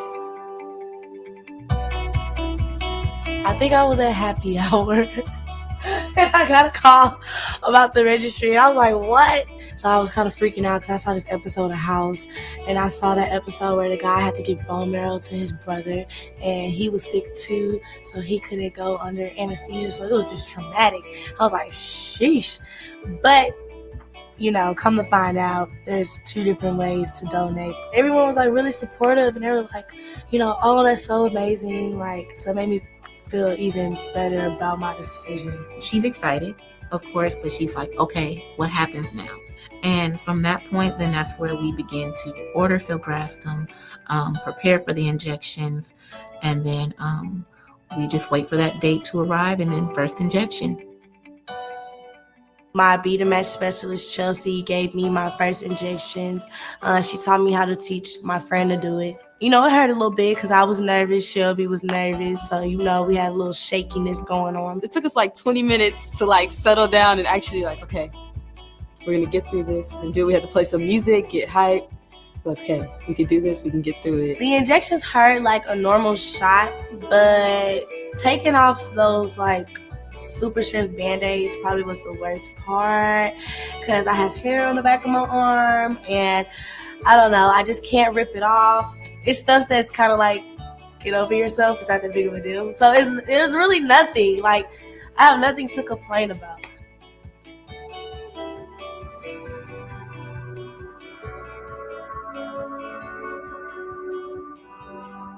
I think she saw the big picture, she's saving someone's life, and nothing was going to stop her from saving that kid's life.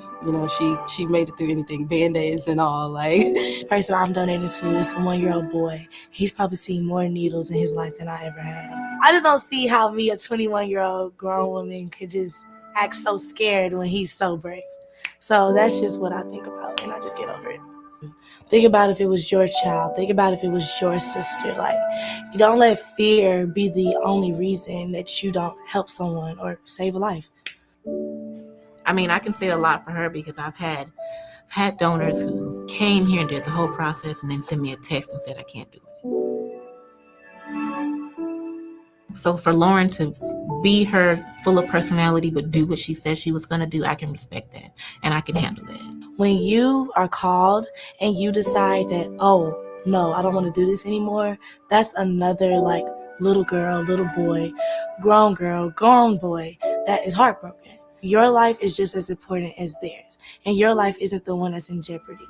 The only thing that is going to be going on with you is some inconvenience, and that's okay because that's life. But in the long run, you're helping somebody, and I feel like that should be the most important thing to you. and she's gonna save a little boy's life. And I think that's very heartwarming and it's inspiring. Like, she makes me want to go get on the registry, and she's gonna remember this for the rest of her life. I'm gonna remember this for the rest of my life. I just want him to know that there is someone out there that looks like him, that it was able and willing to donate their blood stem cells so he can fulfill the life that he was supposed to fulfill. And I just hope that he grows, he eats all his vegetables, he gets all A's, like me, and he's just happy. And I hope one day down the line, I'm able to meet him. And I'm able to thank him for making me a better person.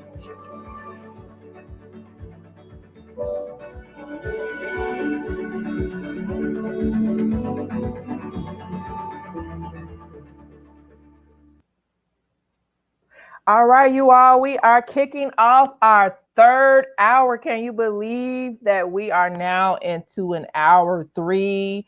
Time is fastly approaching us to end. I don't want it to end.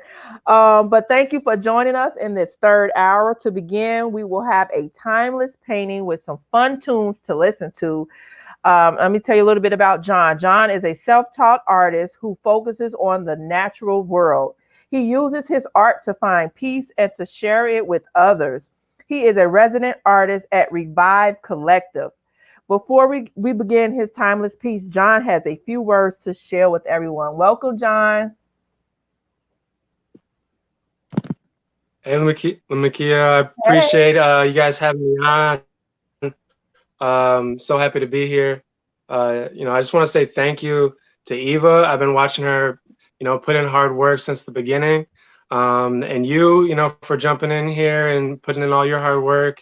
Thank you so much. And for all these talented and hilarious performers, I'm happy to, to be among you guys in this event. Yeah, and I just got my swab kit in the mail yesterday, actually. Did it real quick. It's super easy. Got my girlfriend doing it today. So, really, whoever's on here, just take a few minutes, text, what's the number again? Shrink the Gap to 61474. That, yes, text that. It's easy, and save a life. All right. Thank you so much, John. We're ready to see your masterpiece. Thank you. And also, it is for sale. $300 with half of it going to be the match. Awesome. So just want to say that. And it's 1 foot by 1 foot oil painting on paper. But yeah, thank you so much. And, enjoy, get lost in it, or, dance to Neil's tunes. Awesome. Thank you. I can't wait to see it. Yeah. Bye.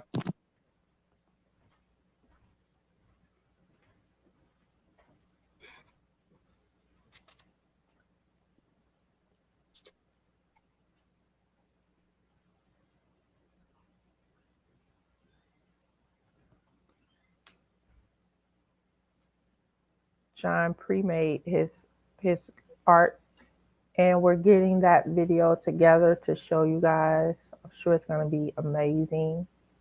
And if you want to purchase the piece of art, he said that half of it goes to the cause. So definitely look into doing that. And you can go to www.shrinkthegap.org and you'll be able to purchase this masterpiece. And they're getting that video together now.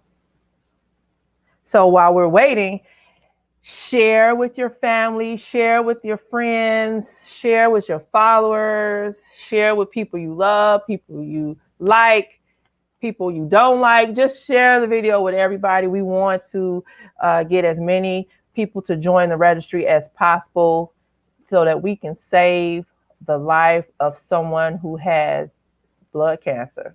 That's why we're here today. That's what we want to do today. And that is our ultimate goal.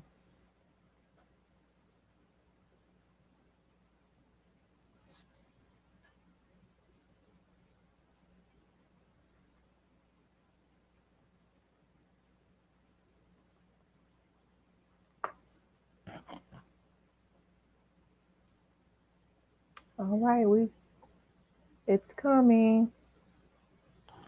It's coming.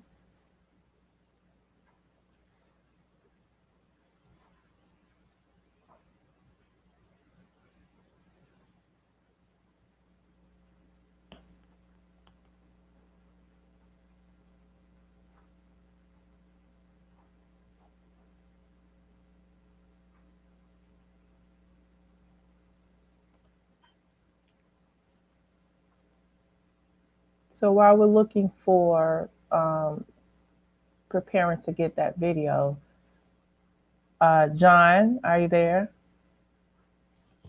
I'm Can you still hear me? here. Yeah. Okay, I Okay. just wanted to talk to you really Yeah. quickly while they're looking for Yeah. that Okay. video. So, Yeah. oh, I think they got it. Is There- this it? This is it. This All is right, it. so we'll come back to you in a minute. All right. Thank you. Yeah.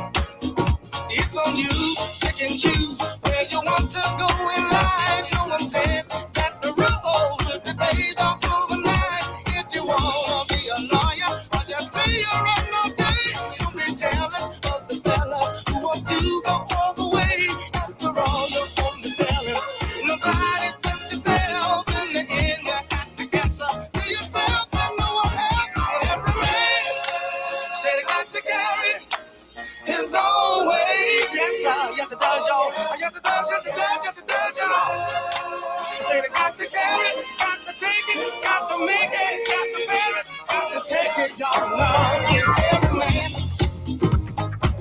I say every man, every man, every man, I say every man, every man,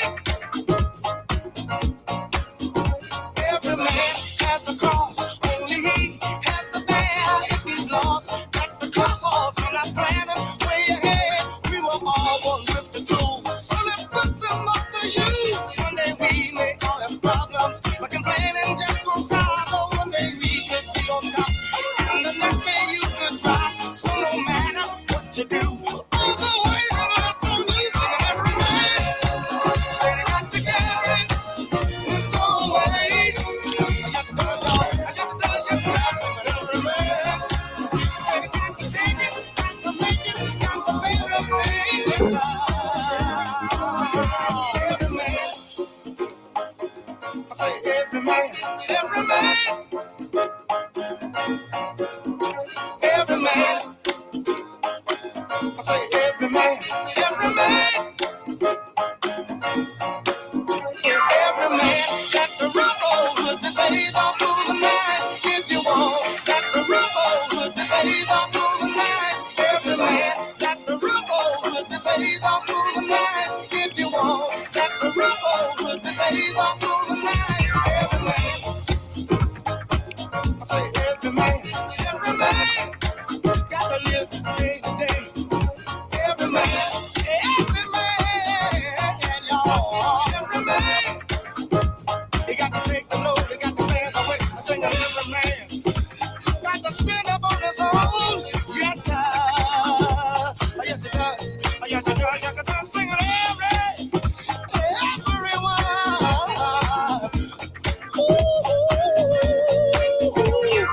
Every man got to take the weight. Every man got to take the load. Every man got to face the face, the face, the face, the face, the face, the man. Everyone.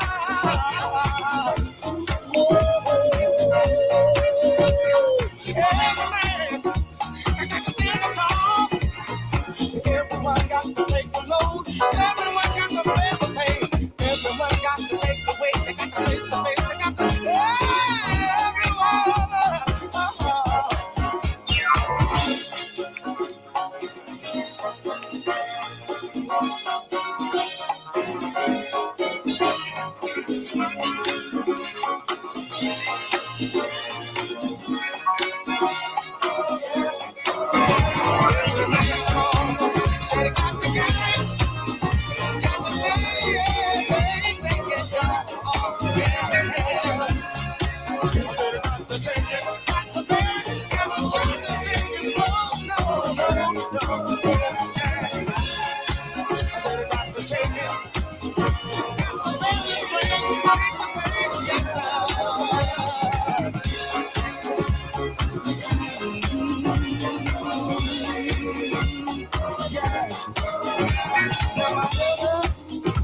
my brother, he said, can you help me? Help me take the pain, take the load. I said, no. Every man got to stand up on his own. I say, every man got to take the weight. Every man, y'all, you got to take the load, you got to bear the weight. I say, every man got to stand up on his own. Yes, sir. Yes, it does. Yes, it does. Yes, it does. Sing it,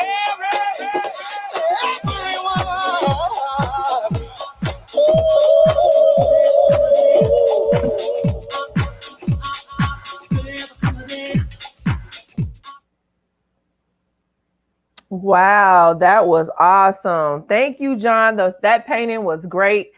If you would like to donate to the cause to Shrink the Gap, to be the match, you can go to shrinkthegap.org to donate. No amount is too small, too large. We want you to register. We want you to join the registry. But if you cannot or unable to, then please feel free to give a donation to www.shrinkthegap.org. All right, and that was DJ Neil playing his music behind John. So that was a dynamic duo. Thank you guys so much. We're gonna go ahead and show you another video about marrow donation.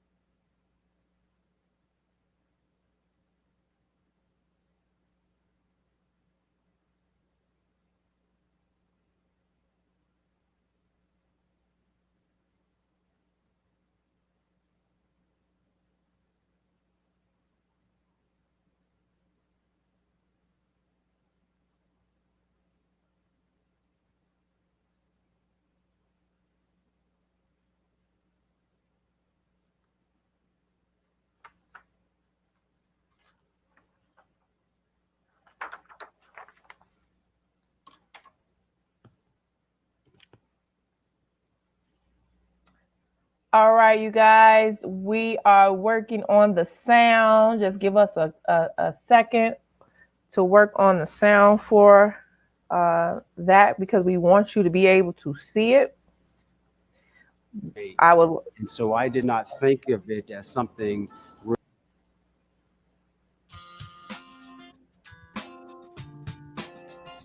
I'm the pastor, senior pastor of a church.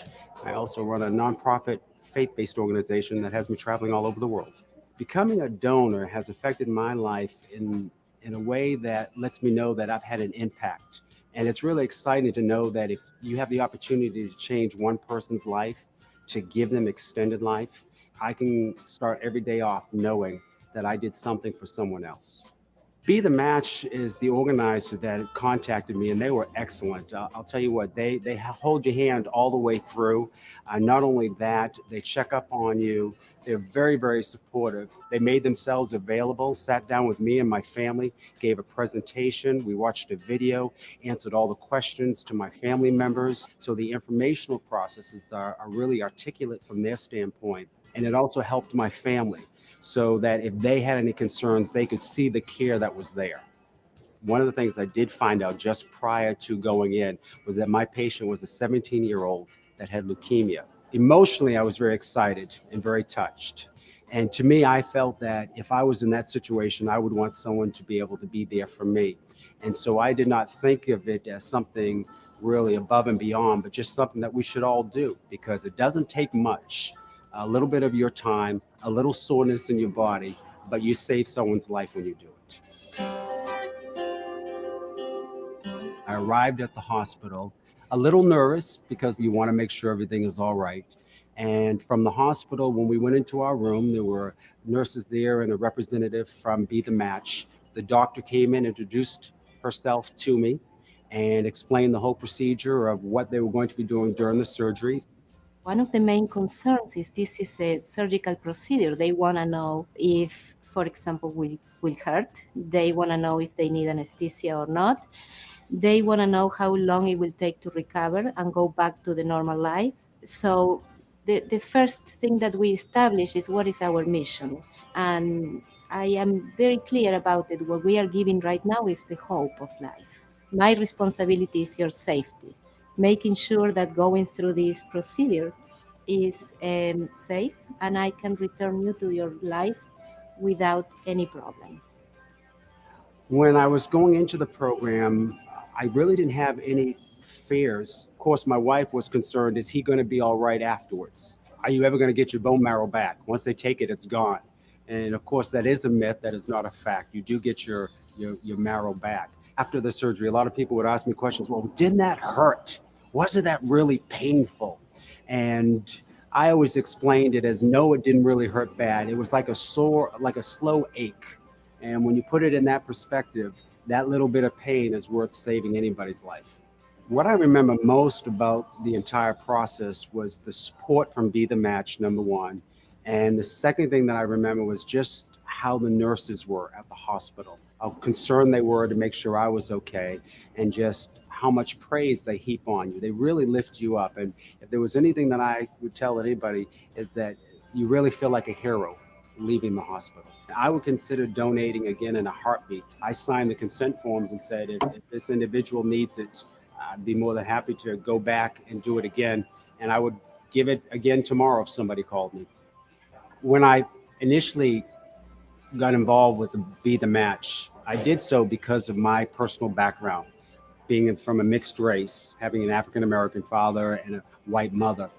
From that point forward, it has really made me want to educate others. As a minister, I share with congregations and I share with people all the time, especially people of mixed backgrounds, that I share with them the need to give, because there's such a small population that is giving and registering, that I feel is very important that they be a part of it, because the process is simple, supportive, and it changes people's lives. In my personal life, I have been blessed to travel around the world as a minister and as a individual that does leadership work. I have spoken before the United Nations.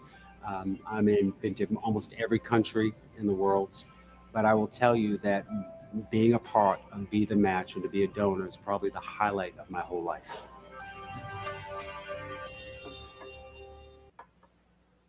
All right, up next we have Zim. Zim is a singer-songwriter. She plays the semi-electric harp in an electric way from folk to trip hop. She writes and sings in 3 languages. Wow, that's pretty amazing, which includes English, French, and Dutch. She won the Prix Public TV 5 Monday 2018 award. You all, let's enjoy Zim.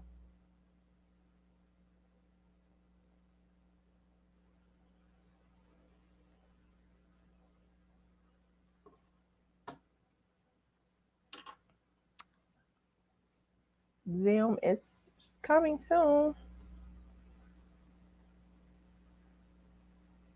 So this is an opportunity for you to share with your family, your friends, for you to join the registry. Text Shrink the Gap to 61474. Shrink the Gap to 61474. And I put her poem Still I Rise on music.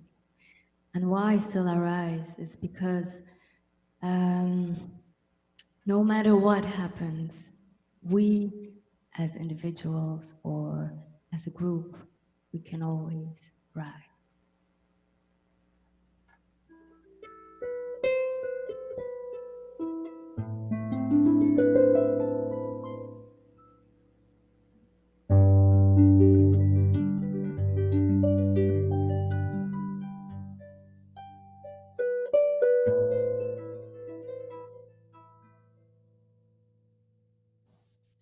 You may write me down in history with your bitter, twisted lies.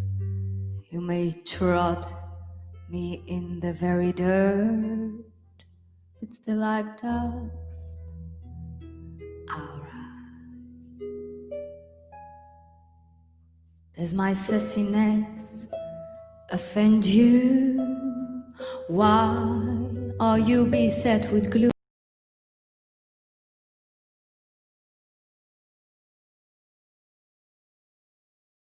Living room,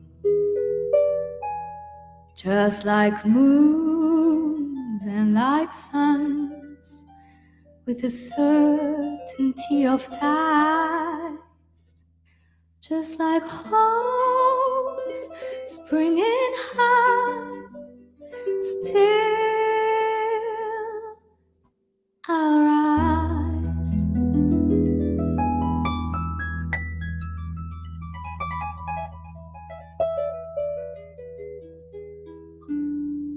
And did you want to see me broken? Bowed head and lowered eyes, shoulders falling down like teardrops. Weakened by my soulful cries. Does my heartiness offend you? Don't you take it by surprise. 'cause I laugh like I've got gold mines digging in my own backyard. And does my sexiness offend you? Why are you beset with gloom? 'Cause I dance like I've got diamonds at the meeting of my thighs. Now you may shoot me with your words, you may cut me with your eyes, you may kill me with your hatefulness, but still like air I'll rise.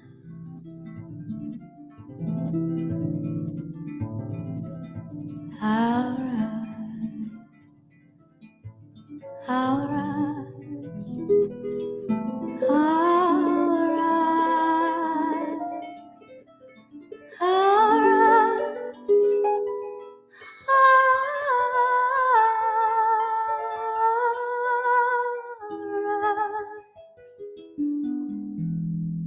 And out of the huts of history's shame, I'll rise. Up from the past that it's rooted in pain, I'll rise. I am a black ocean leaping and wide, welling and swelling, I bear the tide, leaving behind nights of terror and fear. I'll rise into a daybreak that's wondrously clear. I'll rise, bringing the gifts that my ancestors gave. I am the hope and the dream of the slave. I'll rise.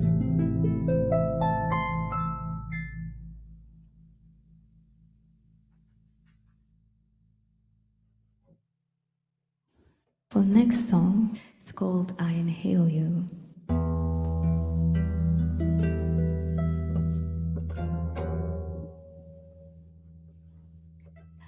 I inhale you.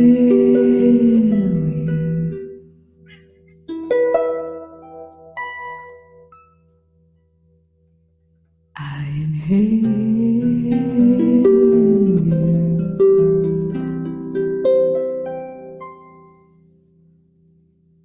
I inhale you.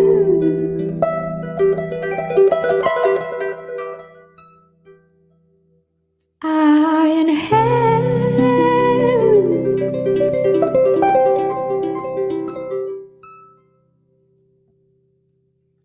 Even if I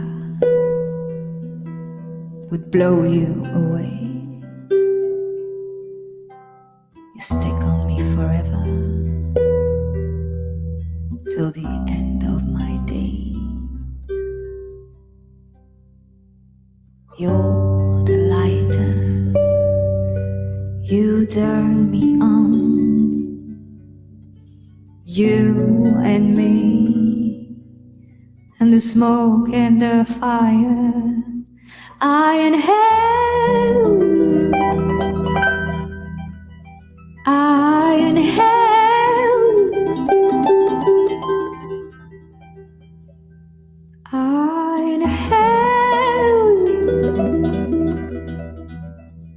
I inhale.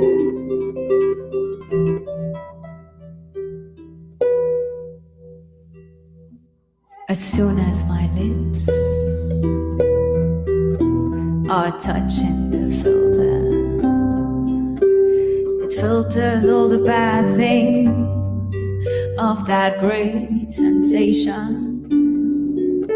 And you are the lighter, you turn me on.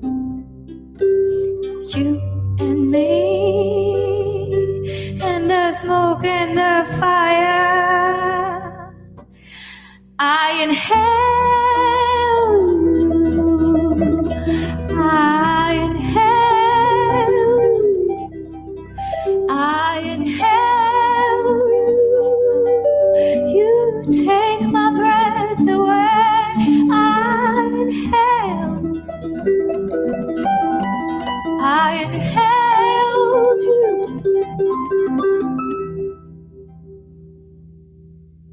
But I keep on running. I keep on running back to you.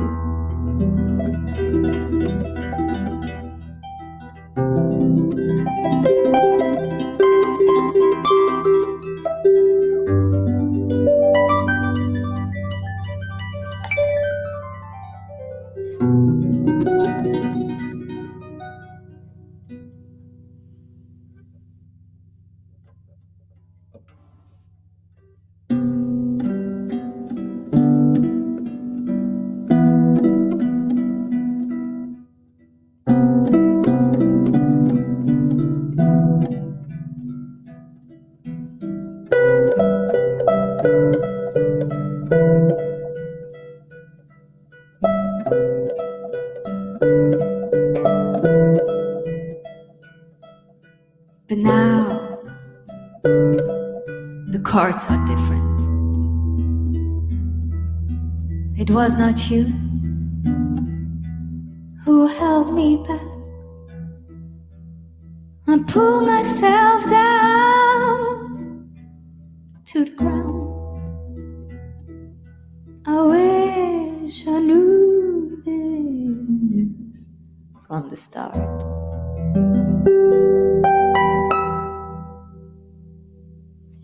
Now I exhale.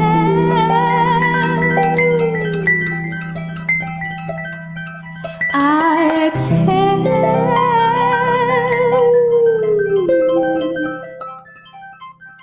I exhale you. And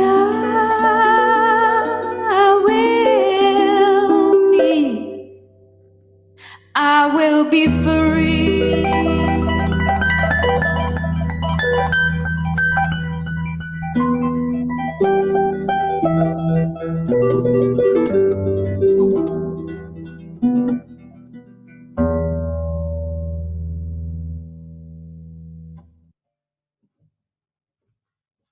The next song is also a song that I wrote.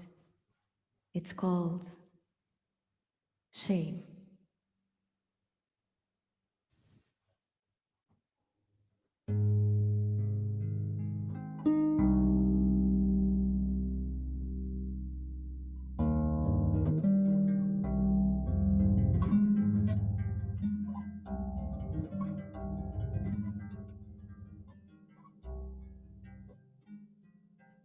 Eve bitten the apple.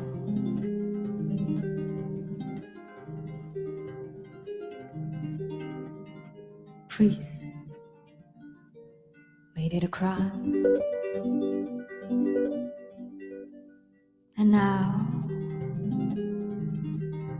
we're stuck with the feeling of shame that we must hide. Shame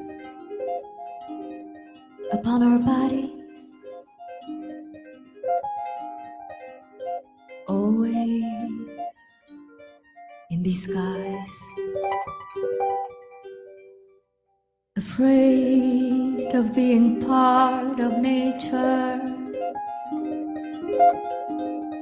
because nature we despise.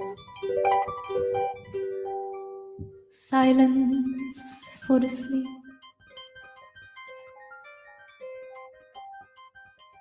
the masks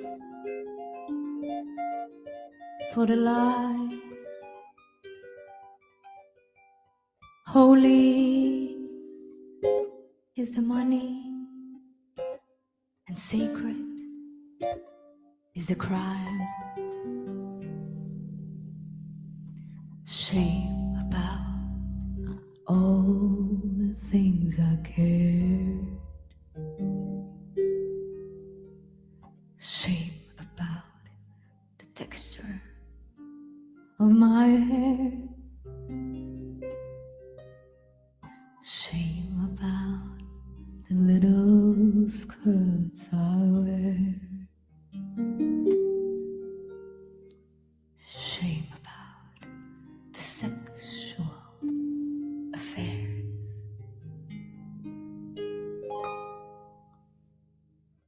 Shame on me, shame on me, shame.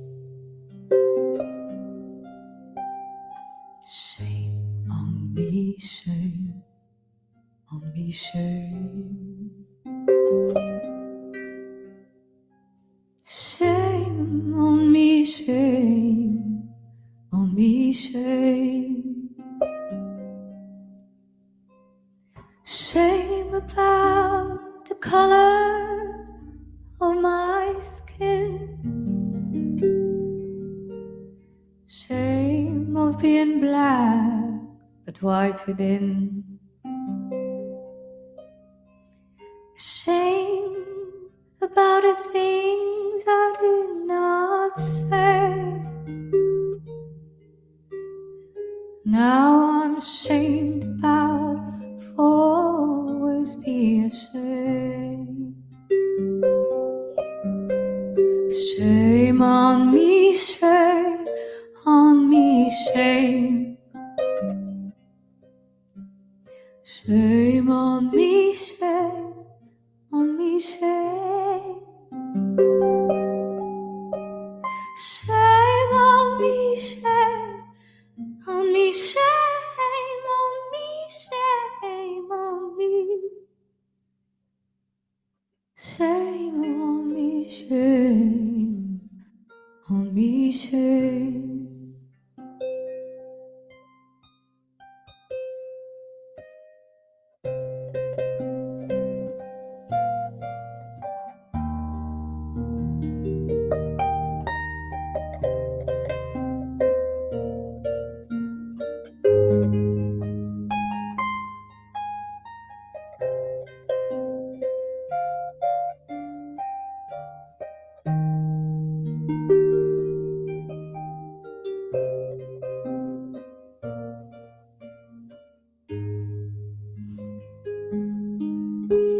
Shame about suppression in silence. Afraid that you and I will understand. Ashamed that everybody keeps alive. Now it's time to show the shame has died. Shame on me, shame on me, shame. Shame on me, shame on me, shame. Shame on me, shame on me, shame on me, shame on me. Shame on me, shame on me, shame. Shame on me, shame on me, shame. So the last song I will sing is for everyone who has a hard time right now. So I will sing "Come Healing," a song by Leonard Cohen.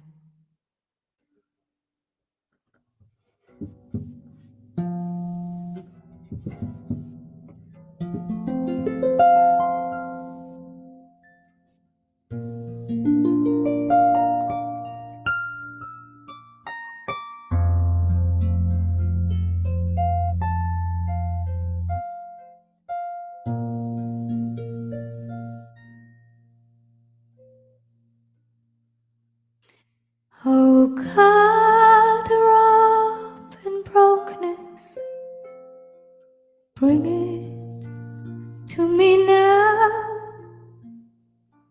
the fragrance of these promises you never dare to vow. The splinters that you carry, the cross you left behind, come healing of the body, come healing of the mind.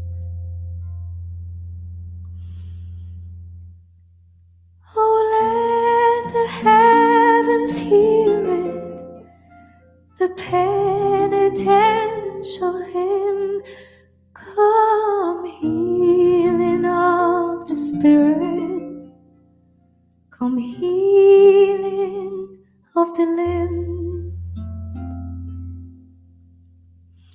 Behold the gates of mercy in arbitrary space, and none of us deserving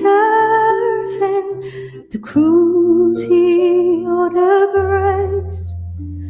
O solitude of longing, where love has been confined, come healing of the body, come healing of the mind. Oh, see the darkness yielding that tore the light apart.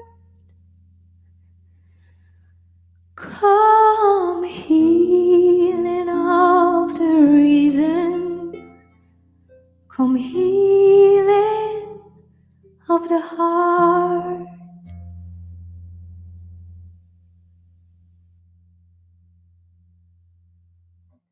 Take care.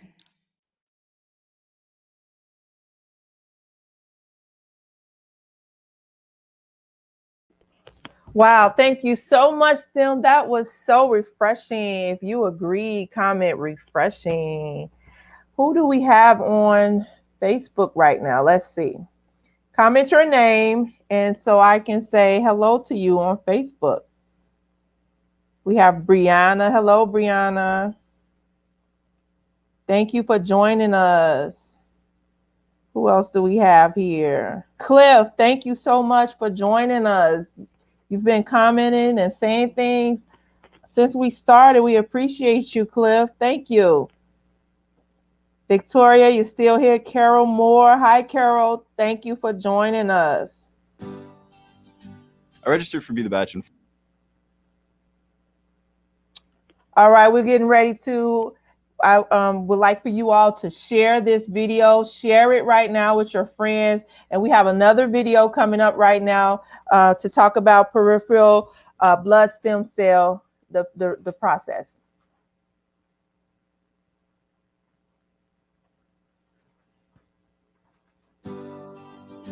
I registered for Be the Batch in fall of 2010. My first donation, which was peripheral blood stem cells, was in sometime in the spring of 2011. So it was like 6 months or something like that. And then I donated again in August of that same year. When I signed up, I wasn't expecting anything because they say, you know, it's fairly rare for anyone to get actually matched. So I was really excited, and I really wanted to do all the extra testing, and I was hoping it would work out.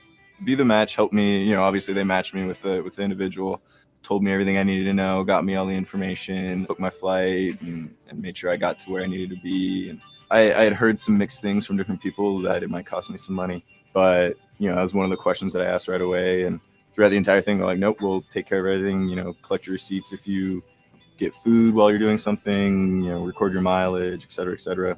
And so they took care of everything for me. I was originally supposed to donate before graduation, and it was going to be during school week and all that. So I talked to my professors. They were all understanding, and nobody would have had a problem letting me miss class to come do something like this. So after I registered and I got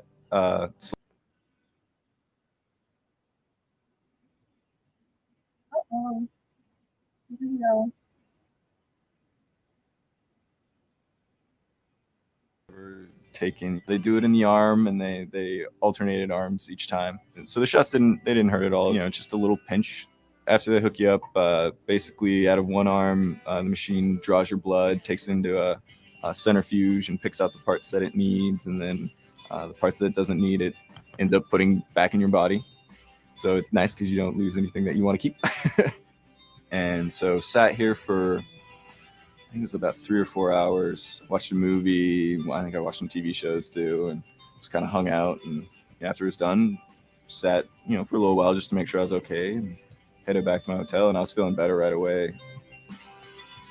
Becoming a donor didn't really change things. I mean, it became a cool thing to be like, oh yeah, by the way, I've done this, kind of like bragging rights a little bit. But I've always kind of liked the idea of community service. I've always, just wanted to help other people.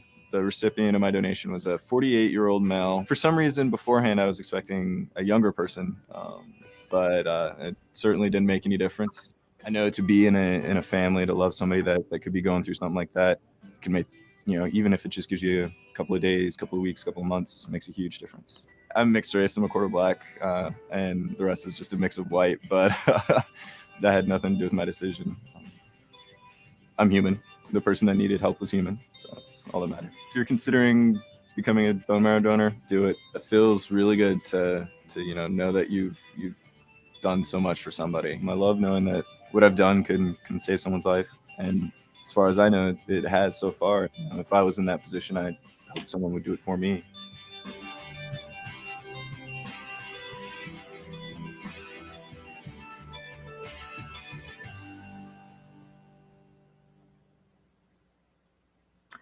All right, you guys, we are coming to an end on this hour.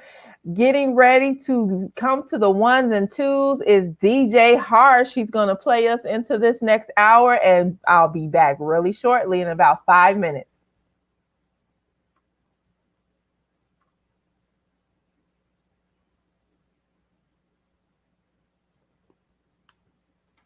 He's getting ready on the ones and the twos. Thank you, Cliff. I see your comment. Thank you so much.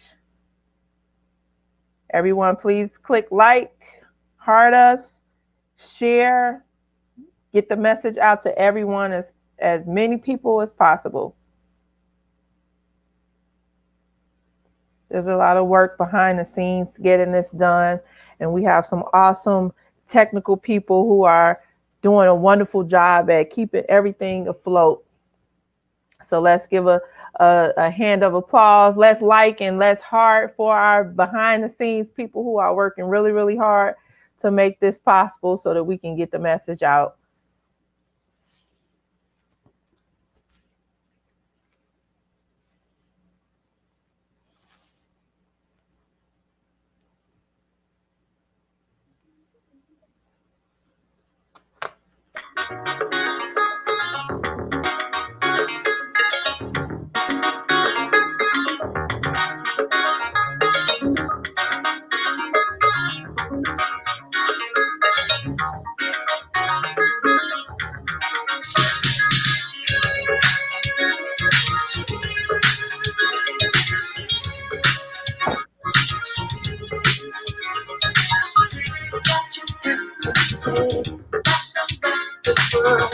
Happened so naturally, didn't I know it was love? The next thing I know, holding me close. What was I running? I let myself go. And I was blind through the stars, but this night will last forever. I've been waiting for you. It's been so long. Just what I would do when I heard your song. Till my heart gave me freedom. I could not resist. I needed someone. Now I'm flying through the stars. I hope the sky lasts forever.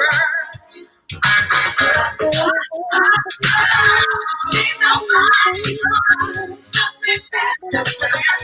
Makes me happy, makes me feel nobody.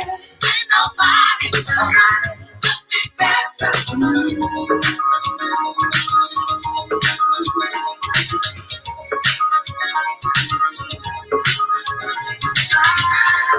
night. Bring to me. Can't believe I'm the one who's so lonely. Feeling no one to be. Must be dreaming. I want the scream to be real. I need this feeling. I make my wish upon a star and hope this night will last forever. Ain't nobody running. Just be ready, just be ready. Make me happy. Make me feel the same. Ain't nobody running. Just be ready, just be ready. Ain't nobody running. Just be better than you. First you put your arms around me. Then you put your arms around me. This is sweet surrender. Oh, my nights are warm and tender. Staring into each other's eyes. And what we see is no surprise. Got a feeling no sweet treasure. And only lost will be you cannot measure. Ain't nobody tonight. Must be better. Feel this way. Ain't nobody. Just be better. Nobody. Ain't nobody. Just be better. Nobody, baby. Ain't nobody. Nobody. Just be better. Just think about it. Just can't help us. Ain't nobody. Just be nobody. Won't say my.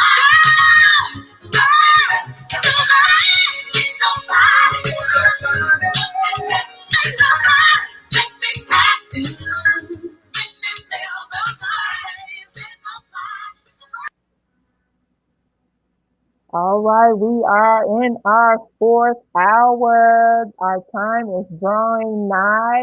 However, we still have you guys for another hour or so. And listen, don't get tired. We're getting ready to pump it up a notch. We have an awesome drummer in this hour, and we have a surprise guest. He's gonna come and he's gonna do his thing, and he's a jazz person, so he's gonna really do a good job. So I'm excited about that. I'm getting ready to show you a video of Asia. Asia is you all can show the video. Let's see Asia.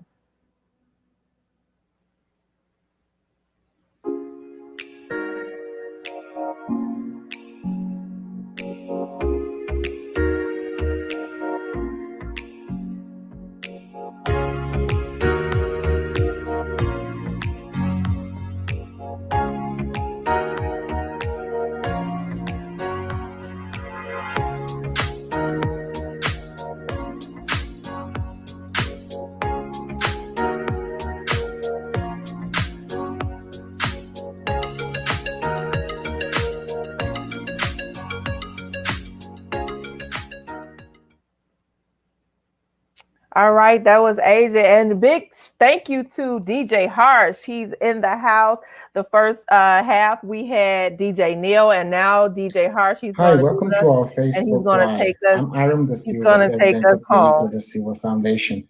We're the largest recruitment center for Be the Match. If you would like to be a match with someone like Asia, please check Drink the Gap to 61474 and order yourself a swab kit so that you can join the national registry. Our next performer is Timothy Fletcher. Timothy is from Baltimore, Maryland. He was formerly known as A1 Chops Trio.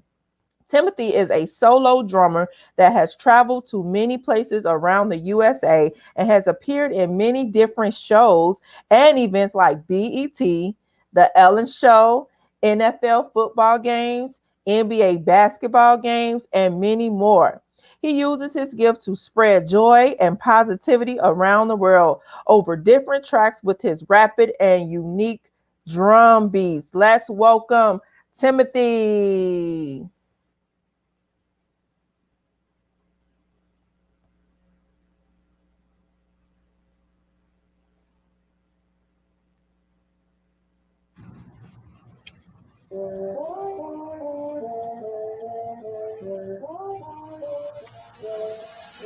Yo, what's good? It's your boy Timothy Fletcher, the hottest drummer from Baltimore City. You already know what's going on. I'm rocking with DJ Rico Ready. Let's go.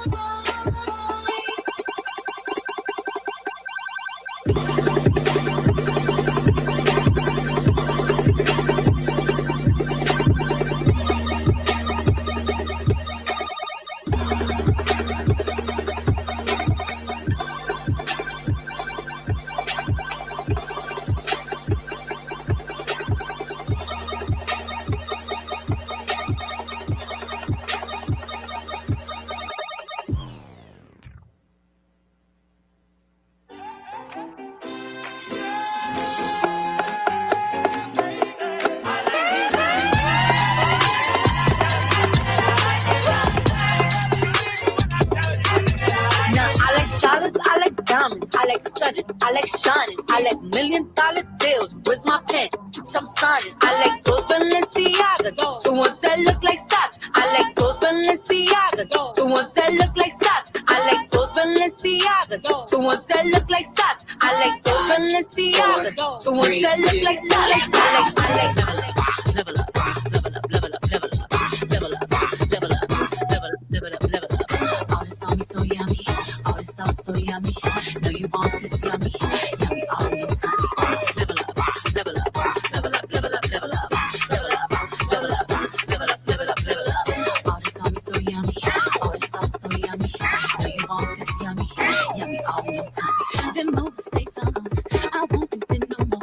There's old news, there's news. I done did that before. I turn it into something. My comeback on 100. Let's talk it, more action. You just go see coming. I just keep elevating. No loss is just upgrading. My lessons make blessings. I turn that into money. They gotta never settle. This beat is so much better. I'm chilling, I'm winning, like on another level. Oh, you can talk all you want.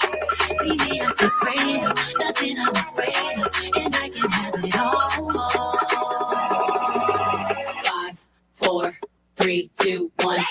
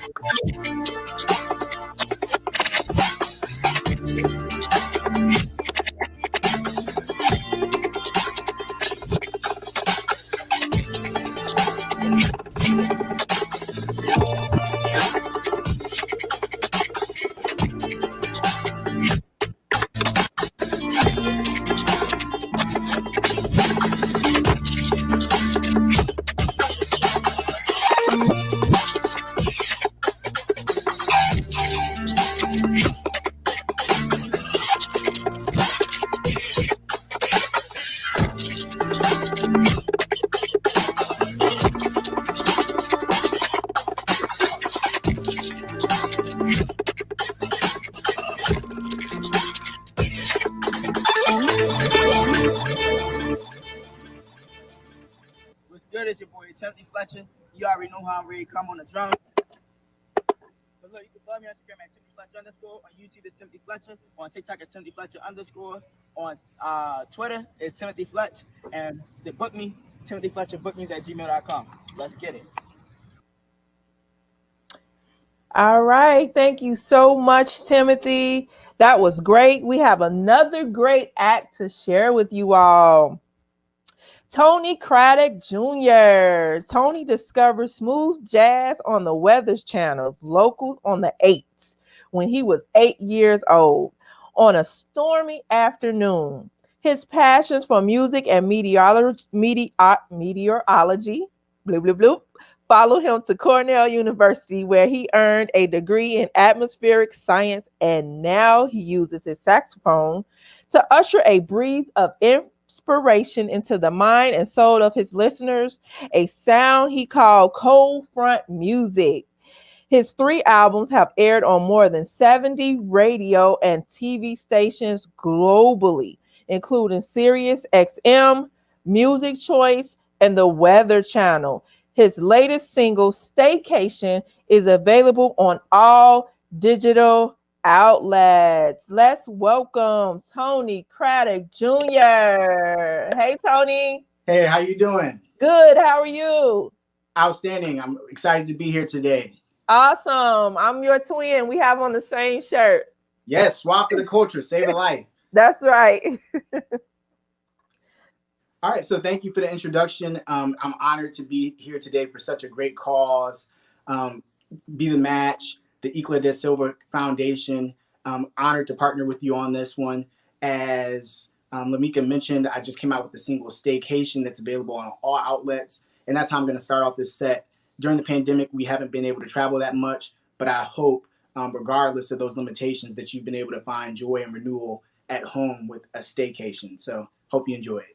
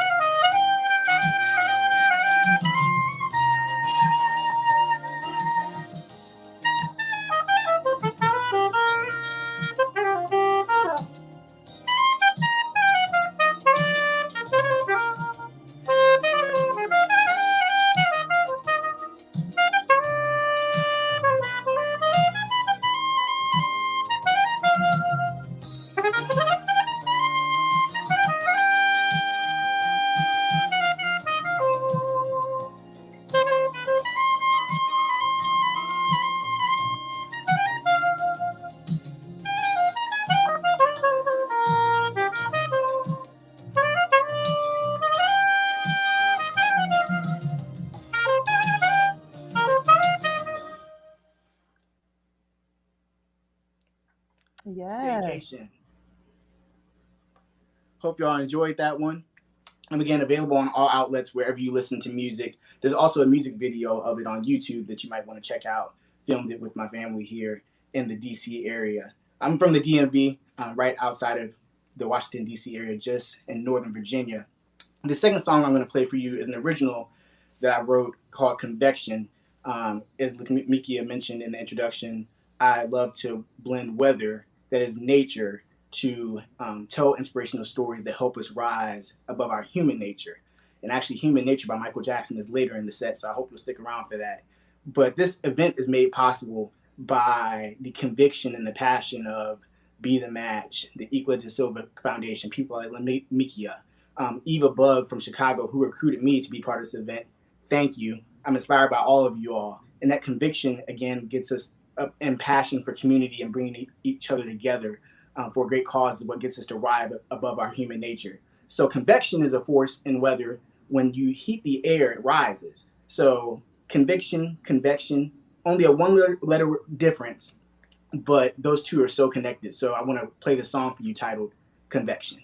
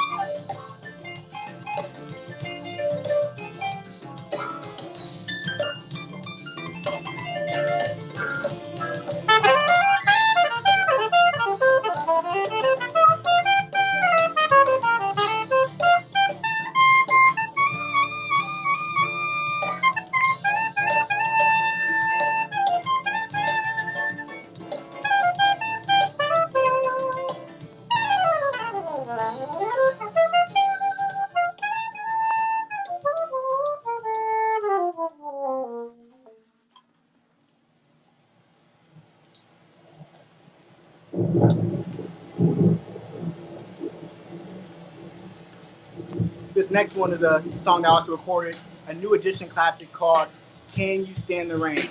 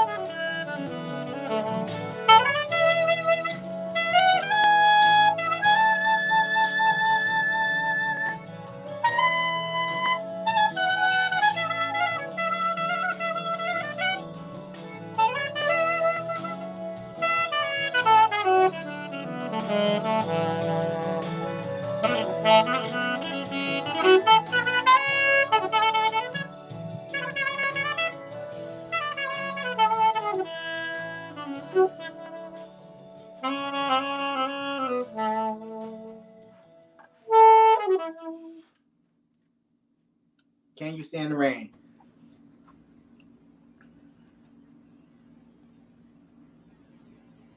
I think we're close to break, but just a little background. I chose that song because I know for people waiting for a match in the registry, it can be hard, but we're here as a community to help them stand the rain together. So I thought that was appropriate. Awesome. Thank you, Tony. Oh, yeah. I was over here grooving. That was so nice. So we're going to transition right now to another video. And this video is about our recipient and the donor for Brent.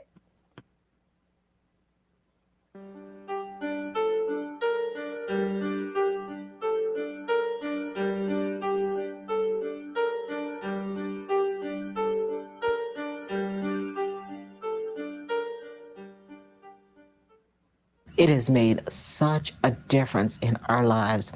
I don't think anyone can imagine, unless you have a child going through an illness and you look at your child lying there on a hospital bed and there's absolutely nothing you can do. And they're saying, Mommy, please make it stop. Mommy, rub my arm. Mommy, rub my back. Mommy, please make it stop. And there's absolutely nothing you can do. I was always so worried that the next pain crisis is right around the corner. And when he goes in the hospital, are we going to be able to bring him home afterwards? Is he going to be able to survive it? We've had to do that 2, 3, 4, 5 o'clock in the morning, rushed him to the hospital, and the entire time he's screaming in the back seat of the car, please, I'm in pain. Mommy, do something. Make them do something for me. And to be able to do something as simple as give bone marrow to save someone else. And maybe you're down for a day, but to save someone else's life. I feel great. Yeah. I get to do everything that I've been wishing to do. My husband and I are so grateful to this young man for thinking about someone else other than himself, other than, he probably, could have said, I don't want to do this, or I'm going to be sick, or I'm going to be down for a day. But no, he didn't. And we are so grateful for that.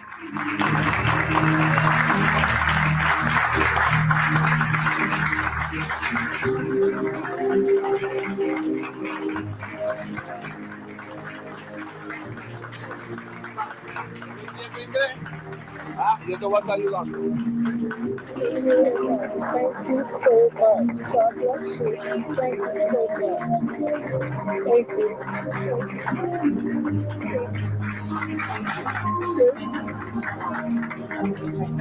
Le salvé la vida a este chico y si tengo que hacerlo 1000 veces más, lo haría con gusto. Eso es lo más lindo que uno puede hacer, salvarle la vida a otro, ¿verdad? Dios me dio esta oportunidad y si me la diera de nuevo para salvarle la vida a otro chico, lo haría con mucho honor y honra, en verdad. I'd like to thank my donor for donating the marrow to letting me be able to do all the things that me and my friends do and play like I couldn't play before when I had sickle cell. Thank you. Just truly amazing. And we had $1 million, it wouldn't be enough to thank you. If I could thank you from the bottom of my heart, it wouldn't be enough, because for you, my heart has no bottom. Thank you so much. You have really been a blessing to us. Thank you.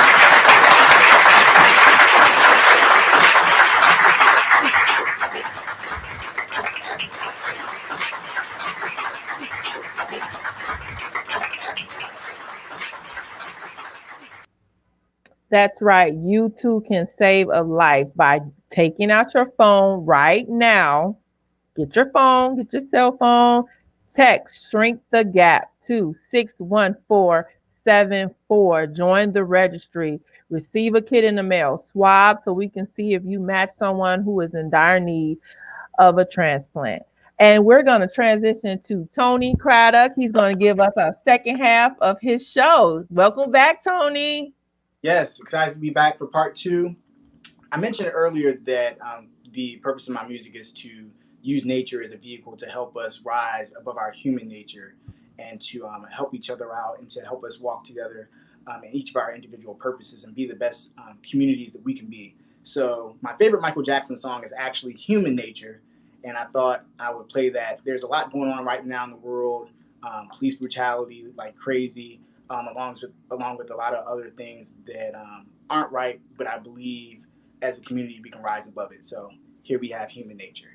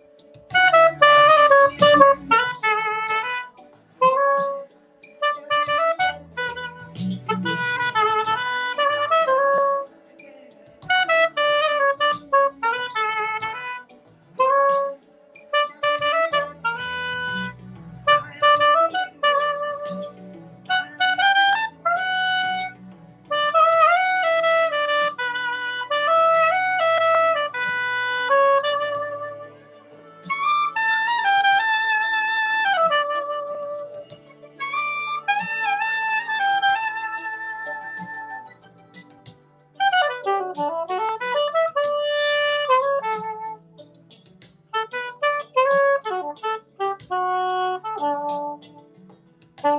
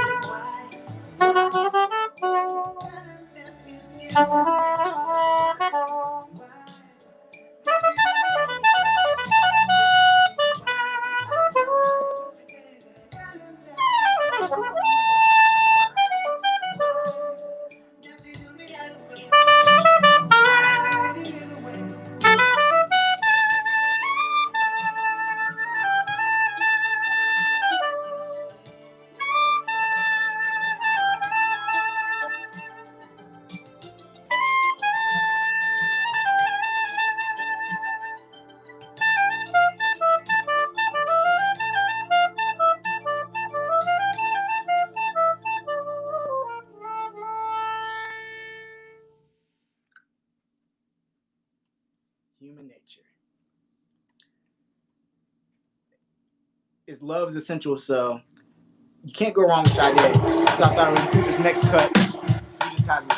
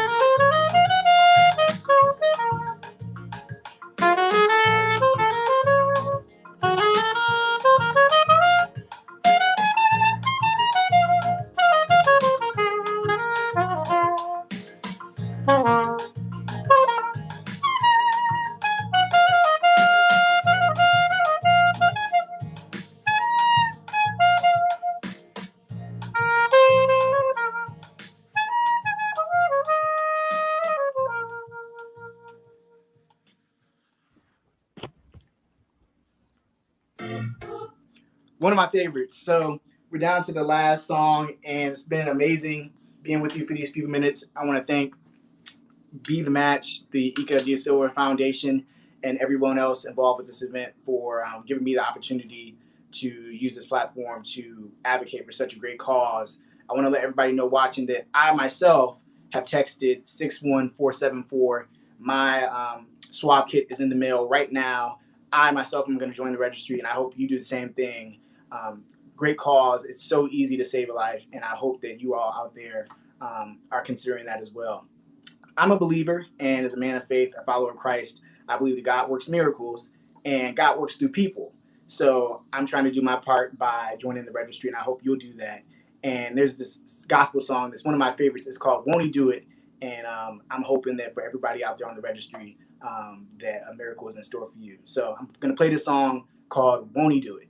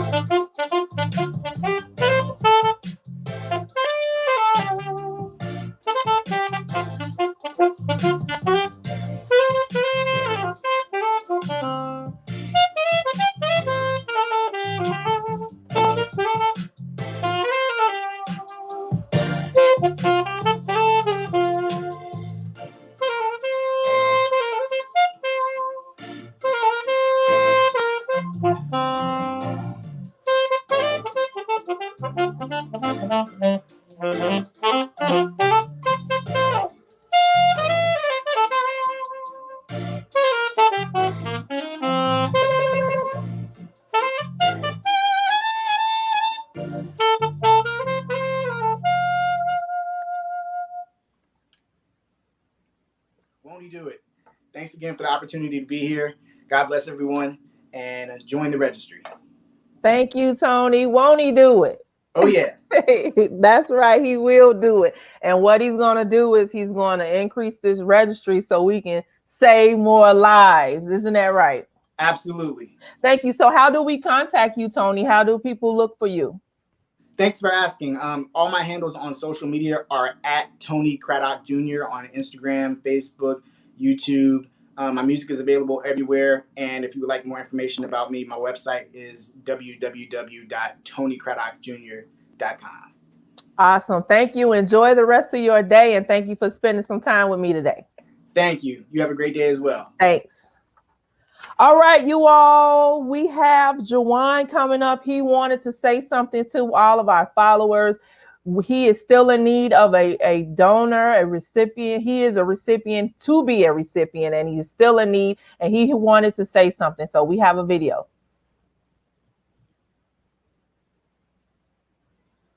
Hi, my name is Jawan Adams. I'm 18 years old, and I'm from Philadelphia, Pennsylvania. I was diagnosed with Hodgkin's lymphoma when I was 13, and now I'm a freshman in college. My journey's been kind of hard, been a little challenging, but the support helped me get through it. A rough day is usually going to chemo, radiation, and then coming home and still having to do school and go to work. I live with my little brother. I have two older brothers, my mom and my dad, and they've all helped me to, make sure I stay healthy, make sure my team helps me get what I need to get done, helps me do my work, and helps me just maintain a normal life. I joined the marching band, and they've helped me find who I am. I've met some new friends. Some of them feel like family. I just met a lot of new people. I had a lot of fun. If I had one wish, it'd be that we all find the cures that we need to cure cancer and that everyone just lives and does what they got to do. It's important for minorities to join the Be The Match because there's not a lot of minorities and there's a lot of diseases that target our community. And with the help of stem cells and transplants, they can help cure those. But what I like for people that's watching this is just say, join Be The Match, and just thank you for everything. All right, that was from Jawan himself. Join the registry. You can do that by texting Shrink the Gap to 61474. You can also donate. We're looking for people between the ages of 18 and 44, but if you are over that age, we ask that you share this video, share it with your family, your cousins, your aunts, uncles, friends that are in that age range. And if you want, you can also donate to the registry. Thank you so much for tuning in and joining us today. DJ Harsh is getting ready to take us into this last and final stretch. DJ Harsh, come on with it.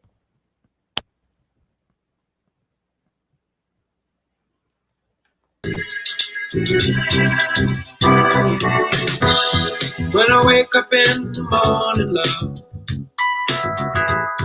and the sunlight hurts my eyes, and something without warning, love,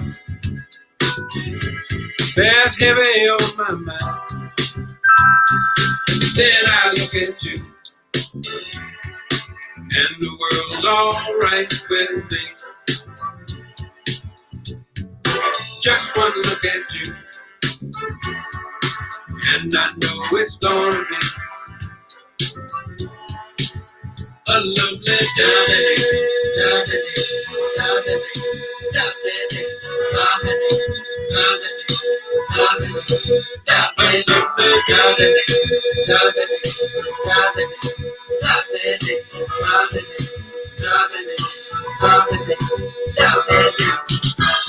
When the days that lie ahead seemed impossible to face, when someone else instead of me always seems to know the way, then I look at you, and the world's alright with me. Just one look at you, and I know it's gonna be a lovely day.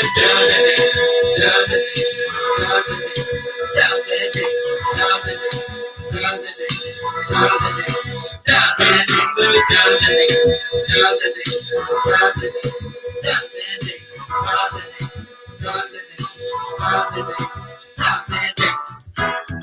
the dead alive ahead of me seemed impossible to face, and when someone else instead of me always seems to know the way, then I look at you and the world's alright with me. I just one look at you and I know it's gonna be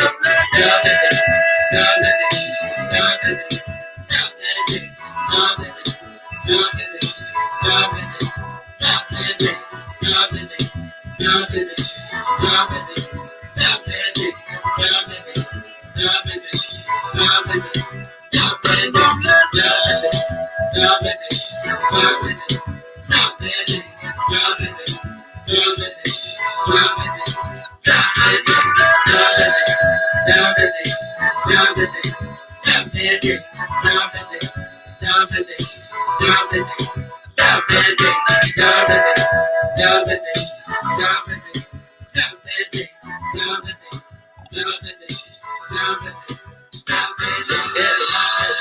We're gonna go back in time.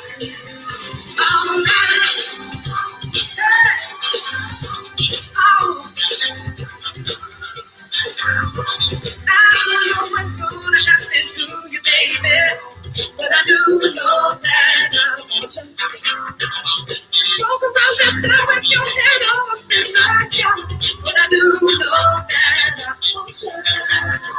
Let's dance, shake your body down to the ground. Let's dance, shake your body down to the ground. Shake your body down to the ground. Let's dance, shake your body down.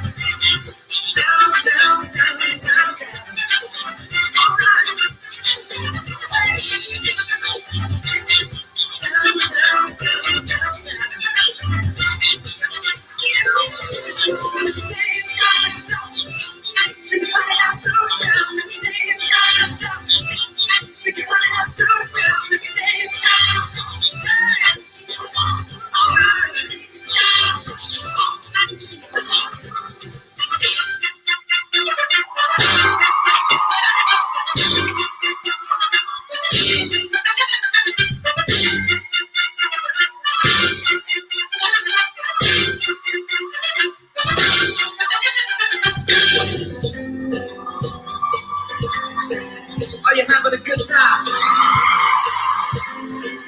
you having a good time?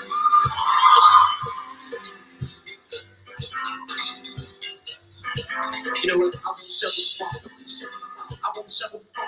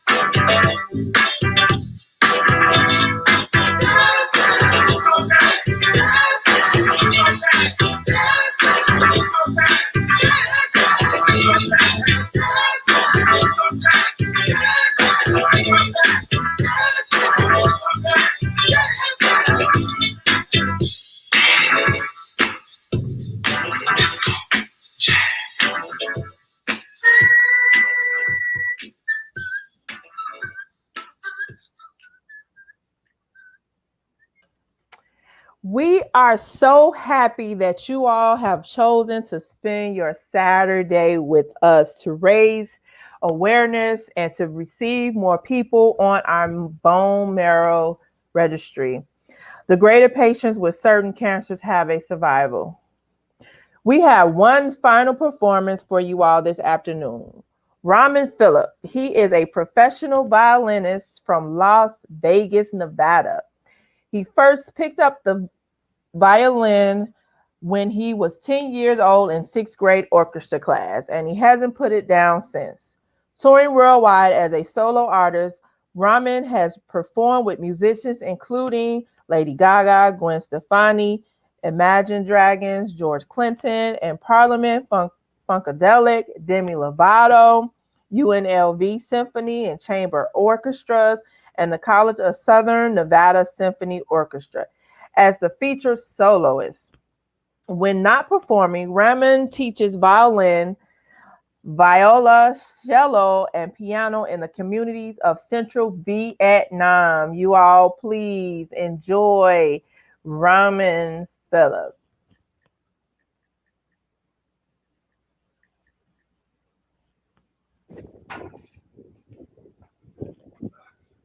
What's up, everybody? My name is Raman Phillip. I'm a violist and a violinist, originally from Las Vegas, Nevada, now residing in beautiful Da Nang, Vietnam. When I was contacted by the Shrink the Gap organization, I was more than happy to be involved with this project that they're doing to raise awareness and funds.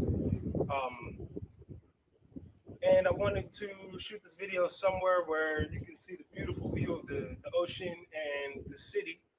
Now, fingers crossed that I don't get rained on because there's some storm clouds coming in.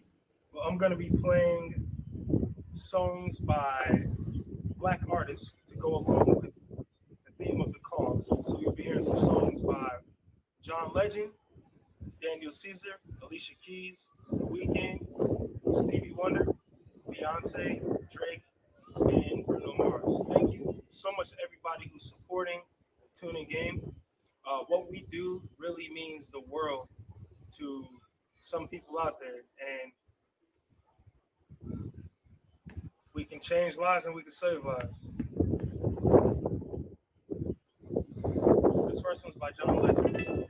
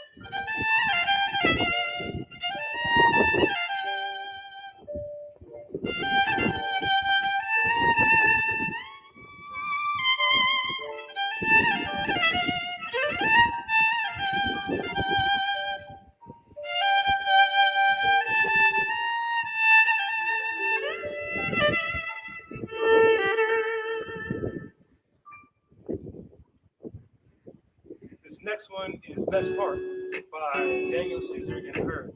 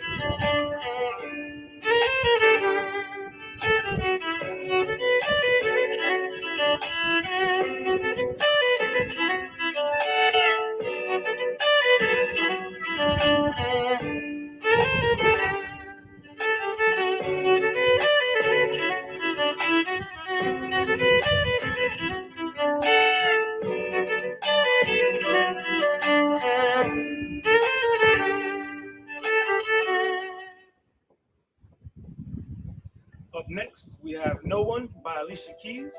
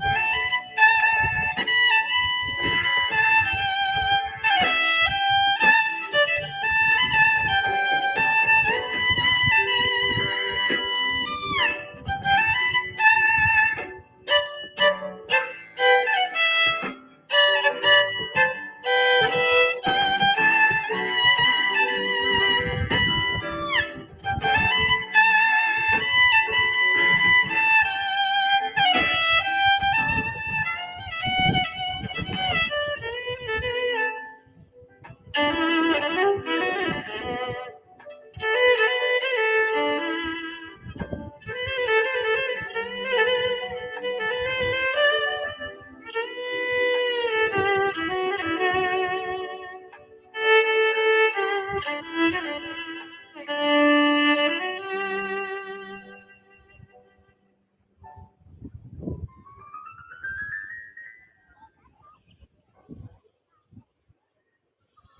a group of little kids down there waving at me. This next one's I Feel You Coming by the Weeknd featuring Daft Punk.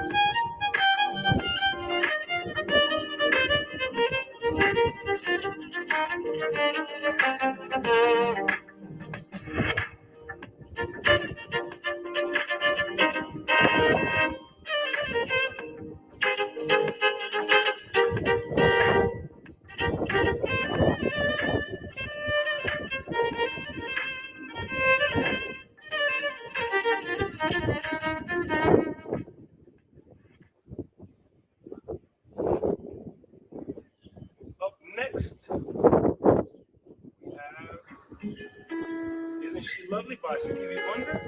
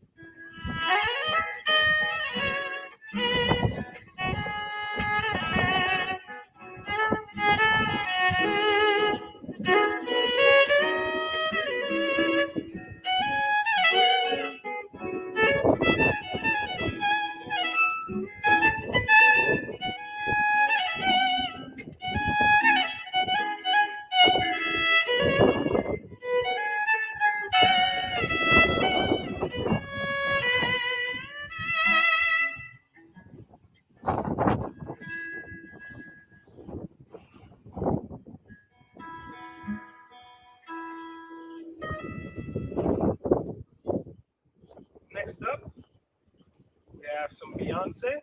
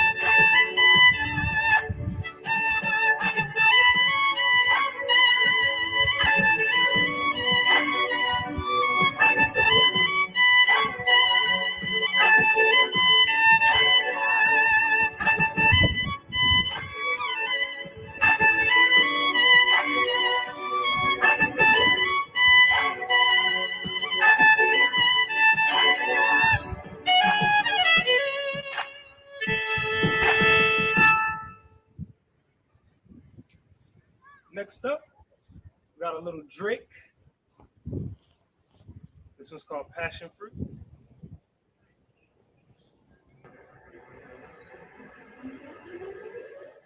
Looks like I'll be able to make it through it without getting rained on. Fingers crossed.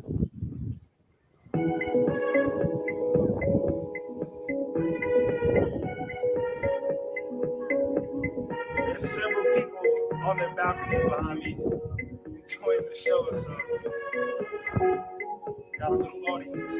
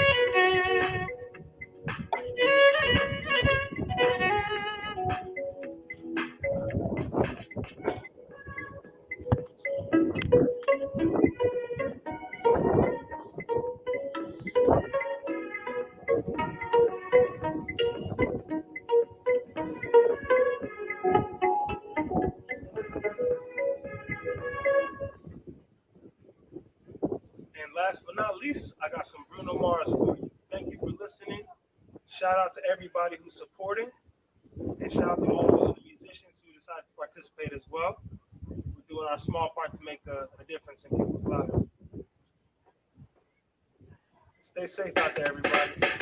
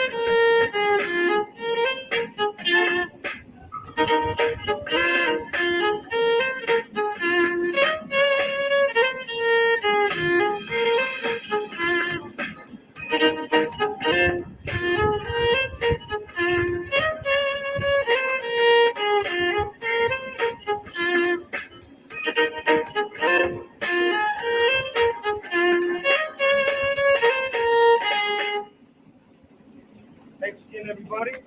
Enjoy.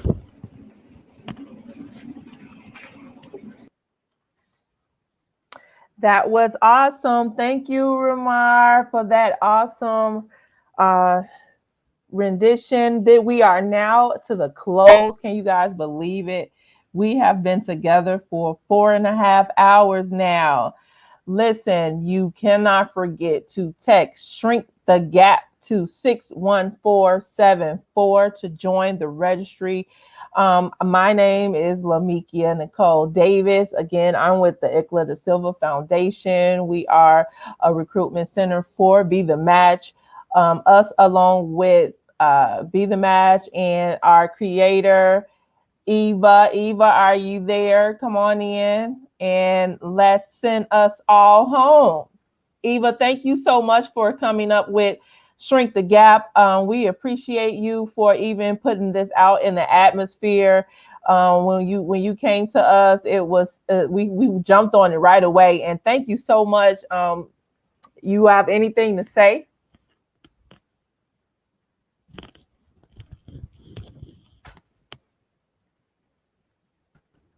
Thank you, Lamikia. Can you hear me now? Yes.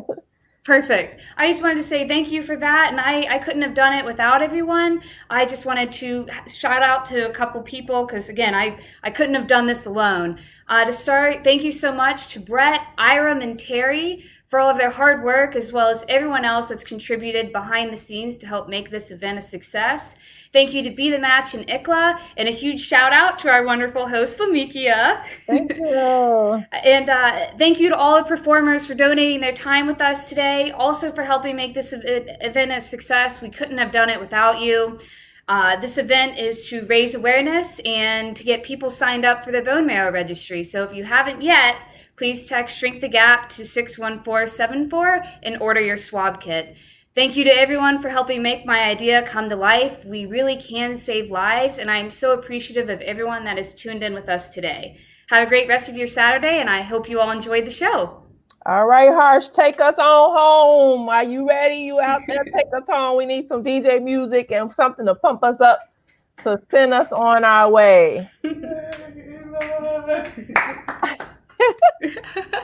Congratulations.